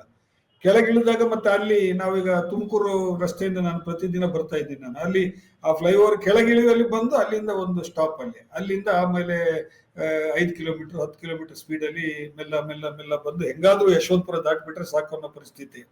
ಸೊ ಈಗ ಅಂಡರ್ ಗ್ರೌಂಡ್ ಮಾಡ್ತಾ ಇದೀವಿ ನಾವು. ಇದು ಸರಿಯಾದ ವಿಧಾನ ಬೆಂಗಳೂರನ್ನ ಹ್ಯಾಂಡಲ್ ಮಾಡೋದಕ್ಕೆ ಗಿರಿರಾಜ್? ನಾವು ಅಲ್ಲ, ಇದು ಕಾಮಿಡಿಯಾಗಿ ನಾವು ಹೇಳ್ಕೊಳಕ್ಕೆಲ್ಲ ಓಕೆ, ಬಟ್ ನಾವ್ ಆಗ್ಲೇ ಹೇಳ್ದಂಗೆ ನಾವೀಗ ಆಪ್ಟಿಮಮ್ ಆಗಿ ಅಂದ್ರೆ ನಮ್ಮ ಇಡೀ ಇದನ್ನ ಪಾಪ್ಯುಲೇಷನ್ನೇ ಕಡಿಮೆ ಮಾಡಬೇಕಾದಂತಹ ಪರಿಸ್ಥಿತಿ ಇದೆ ಬದುಕ್ಬೇಕು ಅಂತ ಹೇಳಿದ್ರೆ. ಇಲ್ಲಾಂದ್ರೆ ನಾನು ಆಗ್ಲೇ ಹೇಳ್ದಂಗೆ ಈಗ ದಿನಕ್ಕೆ ನಾವು 10 ಸಿಗರೇಟ್ ಅಷ್ಟು ಇದನ್ನ ಸೇರ್ತಾ ಇದೀವಿ. ಏನು ಪ್ಯಾಸಿವ್ ಸ್ಮೋಕಿಂಗ್, ಸುಮ್ನೆ ಮನೇಲಿ ಕೂತ್ಕೊಂಡು ಸೇರ್ತಾ ಇದೀವಿ. ಅಷ್ಟು ಗಾಳಿ ಕಲುಷಿತವಾಗಿರ್ಬೇಕಾದ್ರೆ, ಅಷ್ಟೊಂದು ಟ್ರಾಫಿಕ್ ಇರ್ಬೇಕಾದ್ರೆ, ನಾವು ಈಗ ಮೆಟ್ರೋನೇ ಅದಕ್ಕೆ ಇದಾಗಿದ್ದಂತದಲ್ಲಿ ಮೆಟ್ರೋದಲ್ಲೇ ಇವ್ರು ಇಂಥ ರಾಜಕೀಯ ಮತ್ತೆ ಮಾಡ್ತಾ ಇರ್ಬೇಕಾದ್ರೆ ಗೊತ್ತಿಲ್ಲ. ಅಂದ್ರೆ ಒಬ್ಬ ಪ್ರಜೆಯಾಗಿ ಒಬ್ಬ ನಿಜಕ್ಕೂ ಈ ಊರನ್ನ ಇಷ್ಟ ಪಡುವ, ಯಾಕಂದ್ರೆ ಅನ್ನ ಕೊಟ್ಟಿದೆ, ನೆಲೆ ಕೊಟ್ಟಿದೆ, ಇದನ್ನ ಪ್ರೀತಿಸುವಂತವನಾಗಿ ಏನ್ ಹೇಳ್ಬೋದು ಅಂದ್ರೆ ಊರ್ ಹಾಳಾಗ್ತಿದೆ ಅಂತ ಕಣ್ಣಲ್ಲಿ ಗೊತ್ತು. ಕನಿಷ್ಠ ಪಕ್ಷ ನಾನ್ ನೀರ್ ವೇಸ್ಟ್ ಮಾಡಲ್ಲ, ಇದ್ ಮಾಡಲ್ಲ, ಮಾತಾಡ್ಬೋದು, ಇದಷ್ಟು ಗೊತ್ತು. ಬಟ್ ಇದು ಓವರ್ ಆಲ್ ಆಗಿ ಇದು ಯಾರು ನಿರ್ಧಾರಗಳನ್ನ ತಗೊಳ್ಬೇಕು, ಯಾರು ಪ್ರಭುತ್ವದಲ್ಲಿ ಇದಾರೋ ಅವರ ಒಂದು ಮನುಷ್ಯತ್ವದ ಒಂದು ಕಣ ಅದ್ರಲ್ಲಿದ್ರೆ ಅವ್ರು ಎಲ್ಲರಿಗೂ ಸಮಾನವಾಗಂಗೆ ಮಾಡ್ಬೇಕಾಗಿರುತ್ತೆ. ನಿಮ್ಗೆ ಚೆನ್ನಾಗ್ ಗೊತ್ತಿರತ್ತೆ, ಇದು ಹೋಲ್ ಸ್ಟ್ರೆಚ್ ಏನಾಗಿತ್ತು ಉಡುಪಿ ಮಂಗಳೂರು ಕಡೆಯಲ್ಲಿ, rice mills, cashew factory, tiles factory ಎಷ್ಟಿತ್ತು, ಇವತ್ತೆಲ್ಲ ಮುಚ್ಚೋಗ್ಬಿಟ್ಟಿದೆ. ಸೊ ಆ ಹುಡುಗರು ಏನಾಗ್ತಾ ಇದಾರೆ, ಅವರು ಬೆಂಗಳೂರಿಗೆ ಕೆಲಸ ಬಂದ್ಕೊಂಡು ಕ್ಯಾಬ್ ಓಡಿಸ್ಬೇಕು, ಇಲ್ಲಾರ ಅಲ್ಲೇ ಇದು ಇಟ್ಕೊಂಡು ಬಾವುಟ ಇಟ್ಕೊಂಡು ಮನೆ ಕಾಪಾಡ್ಲಿಕ್ಕೆ ಆಗದ್ರು ದೇಶ ಧರ್ಮ ಕಾಪಾಡ್ತೀವಿ ಅಂತ ಜಗಳಾಡ್ತಾ ಕೂತಿದ್ದಾರೆ. ಸೊ ಇದು ಕಂಪ್ಲೀಟ್ ಆಗಿ ಇದೆಲ್ಲವನ್ನು ನಾವು ಒಂದು ಹಂತಕ್ಕೆ ನೋಡ್ಬೇಕಂತ ಹೇಳಿದ್ರೆ ಸರ್ಕಾರಗಳ ಮತ್ತೆ ಇದು ತುಂಬಾ ಹಣ ಇದೆ. ನೀವು ಆಕ್ಚುಲಿ ಸ್ಥಳೀಯ ಇದ್ರಲ್ಲಿ ಇದು ಮಾಡಿದ್ರೆ ಇವ್ರಿಗೆ ಹಣ ತಿನ್ನೋಕ್ಕೂ ಹಣ ಮಾಡಕ್ಕೂ ಎಲ್ಲ ಸುಮಾರು ಹಣ ಇದೆ, ಆದ್ರೂ ಮಾಡ್ತಾ ಇಲ್ಲ ಇವ್ರು. ಇವ್ರಿಗೆ ಅದೇ ಏನಂತ ಹೇಳಿದ್ರೆ, ಈ ಜನರು ಬೆಳೆದು ಬಿಟ್ರೆ ನಾಳೆ ನಮ್ಮ ಮಾತು ಕೇಳಲ್ಲ. ಇವ್ರದ್ದು ಸಾಯಿನಾಥ್ ಇದೆಲ್ಲ ಬರ ಅಂದ್ರೆ ಎಲ್ರಿಗೂ ಇಷ್ಟ ಅಂತ ಹೇಳ್ಕೊಂಡು, ಯಾಕಂದ್ರೆ ಏನು ಈ ಶೋಷಣೆ ಇದೆ, ಈ ಆಪರೇಷನ್ ಇದೆ, ಇದು ತುಂಬಾ ಪ್ರಾಫಿಟೇಬಲ್ ಇದೆ ಅವರಿಗೆ. ಅವ್ರ ಅದಕ್ಕೆ ನೆಕ್ಸ್ಟ್ ಹಂತದ ಇದನ್ನ ಬೇರೆ ಈ ಪ್ರಾಫಿಟ್ ನ ಯಾಕೆ ಹಂಚ್ಕೋಬೇಕು ಅನ್ನೋದು ಅವರ ಸಮಸ್ಯೆ ಆಗಿರೋದ್ರಿಂದ ಬೆಂಗಳೂರು ಅದೇ ಇದು ಬದುಕೋಕ್ ಯೋಗ್ಯ ಇಲ್ಲದೆ ಇರೋದ್ರಿಂದ ಮುಂಚೆ ಈಗ ಬದುಕಲಿಕ್ಕೆ ಸಾಧ್ಯ ಇಲ್ದಿರುವಂತ ಒಂದು ಇದಕ್ಕೆ ಆರಂಭದಲ್ಲಿ ನಾವು ಹೇಳಿದ ಹಾಗೆ ಒಂದು ಅಂತಾರಾಷ್ಟ್ರೀಯ ಗಡಿ ಇಲ್ಲದಿದ್ದಂತಹ ನಗರ ಇದು. ಸಮುದ್ರ ಇಲ್ಲ, ಆ ಕಡೆದಿಲ್ಲ. ಒಂದು ಎರಡನೇದು, ಇಲ್ಲಿಯ ವೆದರ್ ಬಹಳ ಅತ್ಯುತ್ತಮ ಅನ್ನುವ ರೀತಿಯಲ್ಲಿ ವಲಸೆ ಆರಂಭವಾಗಿ ಶುರುವಾಗಿದ್ದು ಬೆಂಗಳೂರಿನಲ್ಲಿ ಹೋಗಿ ನಿಲ್ಲಿಸ್ಬೇಕಪ್ಪ ಅಂತ ಹೇಳ್ಬಿಟ್ಟು ಅಲ್ವಾ. ಪೆನ್ಷನರ್ಸ್ ಪ್ಯಾರಡೈಸ್ ಅಂತ ಒಂದು ಕಾಲದಲ್ಲಿ ಹೇಳ್ತಾ, ಅದು ಮರ್ತು ಬಿಟ್ಟಿದ್ವಿ ನಾವೀಗ, ಆ ಶಬ್ದನೇ ಮರ್ತು ಬಿಟ್ಟಿದ್ವಿ ಈಗ ಇದು. ಯಾಕಂದ್ರೆ ಪ್ಯಾರಡೈಸ್ ಅಂತ ಹೊರಟೋಗ್ಬಿಟ್ಟಿದೆ. ಆಮೇಲೆ ಪೆನ್ಷನ್ ತಗೊಳ್ಳಿಕ್ಕೆ ಇಲ್ಲ, ನಾವು ಸಾಯೋ ತನಕ ಇಲ್ಲಿ ದುಡಿಲೇಬೇಕು, ಇಲ್ಲಿ ಬದುಕಬೇಕು ಅಂತ ಹೇಳಿ ಆದ್ರೆ ಆತರ ಆಗಿದೆ. ಸೊ ಪೆನ್ಷನ್ ಅನ್ನೋ ಕನ್ಸೆಪ್ಟೇ ಇಲ್ಲ. ಇವನ್ ನೀವು ಬ್ಯಾಂಕ್ ನಲ್ಲಿ ನೌಕರಿನಲ್ಲಿ ಇದ್ದವರು ಅಲ್ಲಿಂದ ರಿಟೈರ್ಡ್ ಆದ್ರೆ ಮತ್ತೆ ಇನ್ನೊಂದು ಬ್ಯಾಂಕಿಗೆ ಸೇರ್ಬೇಕು, ಖಾಸಗಿ ಬ್ಯಾಂಕಿಗೆ. ಇಲ್ದಿದ್ರೆ ಬದುಕಲಿಕ್ಕೆ ಸಾಧ್ಯ ಇಲ್ಲ, ಅಷ್ಟು ಕಾಸ್ಟ್ ಆಫ್ ಲಿವಿಂಗ್ ಕೂಡ ಜಾಸ್ತಿ ಆಗಿದೆ. ಸೊ ಬಹುಶಃ ಈ ಚರ್ಚೆ ಯಾಕೆ ಅಂತ ಹೇಳಿದ್ರೆ, ಸದ್ಯ ಸರ್ಕಾರದವರು ಈ ಚರ್ಚೆಯನ್ನು ನೋಡಿದ್ರೆ ಏನಾದ್ರು ಯೋಚನೆ ಮಾಡ್ಲಿಕ್ಕೆ ಶುರು ಮಾಡಬಹುದು, ಅಥವಾ ಬೇರೆ ಏನಾದ್ರು ಆಗ್ಬೋದು, ಅಥವಾ ಜನರಲ್ಲಿ ಈ ತರದ ಜಾಗೃತಿ ಏನಾದ್ರು ಮೂಡಬಹುದು. ಆದ್ರೆ ಇದಕ್ಕೆ ದಾರಿ ಏನಿದೆ ಅನ್ನೋದು ನನಗೂ ಗೊತ್ತಿಲ್ಲ. ನಾನು ಈ ಚರ್ಚೆಯನ್ನ ಪ್ಲಾನ್ ಮಾಡ್ಕೊಂಡಾಗ ನಾನು ಯೋಚಿಸ್ತಾ ಇದ್ದೆ, ನಾವು ಯಾವಾಗ್ಲೂ ಚರ್ಚೆಯ ಕೊನೆಯಲ್ಲಿ ಒಂದು ಪರಿಹಾರದ ರೀತಿಯಲ್ಲಿ ಏನ್ ಸಿಗ್ಬೋದು ಅಂತ ಹುಡುಕ್ತಾ ಇರ್ತೀವಿ. ನನಗದು ಹೊಳಿಲಿಲ್ಲ, ಅದು ಏನು ಕೂಡ. ಬಹುಶಃ ಇದನ್ನ ಇನ್ನೂ ಚರ್ಚೆ ಮಾಡಿದ್ರು ಕೂಡ ಹೊಳಿಲಿಕ್ಕೆ ಆಗ್ಲಿಕ್ಕಿಲ್ಲ. ಬಹುಶಃ ಅಡ್ಮಿನಿಸ್ಟ್ರೇಟರ್ಸು ಆಮೇಲೆ ಎಕ್ಸಿಕ್ಯೂಟಿವ್ಸು, ಆಮೇಲೆ ಜನಸಾಮಾನ್ಯರ ಪ್ರತಿನಿಧಿಗಳು, ನಾಗರಿಕ ಸಮಿತಿ ಅಂತ ನಾವು ಏನ್ ಹೇಳ್ತೀವಿ, ಸಿಟಿಜನ್ಸ್ ಗ್ರೂಪ್ಗಳಿದೆಯಲ್ಲ, ಇವರೆಲ್ಲ ಸೇರ್ಕೊಂಡು ಕೂತು ಪ್ಲಾನ್ ಅನ್ನ ಮಾಡಬೇಕಾದಂತಹ ಒಂದು ಸಂಗತಿ ಇದೆ ಅಂತ ಹೇಳಿ ಅನಿಸ್ತದೆ. ಇದಕ್ಕೆ ಇನ್ನಷ್ಟು 10,000 ಕೋಟಿ ರೂಪಾಯಿ, 20,000 ಕೋಟಿ ರೂಪಾಯಿ ನೀವು ಹಾಕಿ ಮತ್ತೆ ಅಂಡರ್ಗ್ರೌಂಡ್ ಮಾಡಿ, ಇನ್ನೊಂದು ಮಾಡಿ, ಬಹುಶಃ ಇದರಿಂದ ಇದು ಬಗೆಹರಿಯುವಂತ ಸಮಸ್ಯೆ ಅಲ್ಲ. ಯೋಜಿತ ಪ್ಲಾನಿಂಗ್, ಸ್ಯಾಟಲೈಟ್ ಸಿಟಿಗಳು, ಇವತ್ತು ತುಮಕೂರು ಇರ್ಬೋದು, ಕೋಲಾರ ಇರ್ಬೋದು, ಅಥವಾ ಮಂಡ್ಯ ಇರ್ಬೋದು, ಅಥವಾ ಮೈಸೂರು ಇರ್ಬೋದು, ಈ ಪ್ರತಿಯೊಂದು ಕೂಡ ನಮಗೇನು ಸುತ್ತಮುತ್ತ ಏನಿದೆ ಅದನ್ನ ನಾವು ಹೆಚ್ಚು ಇನ್ನಷ್ಟು ಸದೃಢ ನಗರಗಳನ್ನಾಗಿ ಮಾಡುವಂತ ರೀತಿಯಲ್ಲಿ, ಮತ್ತೆ ಇಲ್ಲಿದ ಜವಾಬ್ದಾರಿಯನ್ನ ಅಲ್ಲಿ ಹಂಚಿಕೆ ಆಗುವ ರೀತಿಯಲ್ಲಿ ಮಾಡಲಿಲ್ಲ ಅಂತ ಹೇಳಿದ್ರೆ ಬಹಳ ಕಷ್ಟ ಇದೆ ಅಂತ ಹೇಳಿ ಅನ್ಸುತ್ತೆ. ನಮ್ಮ ಇವತ್ತಿನ ಚರ್ಚೆ ಇದು ಇನ್ಕಂಪ್ಲೀಟ್ ಅಂತ ನನಗೆ ಗೊತ್ತಿದೆ. ಇನ್ನೊಂದು ದಿವಸ ನಾವು ಈ ಚರ್ಚೆಯನ್ನ ಮುಂದುವರಿಸ್ತೀವಿ. ಇವತ್ತಿನ ನಮ್ಮ ಚರ್ಚೆಯಲ್ಲಿ ಭಾಗವಹಿಸಿದಂತಹ ವಿಮಲಾ ಮತ್ತು ಗಿರಿರಾಜ್ ಇಬ್ಬರಿಗೂ ಕೂಡ ನಾನು ಧನ್ಯವಾದಗಳನ್ನು ಅರ್ಪಿಸ್ತೇನೆ. ನಮಸ್ಕಾರ.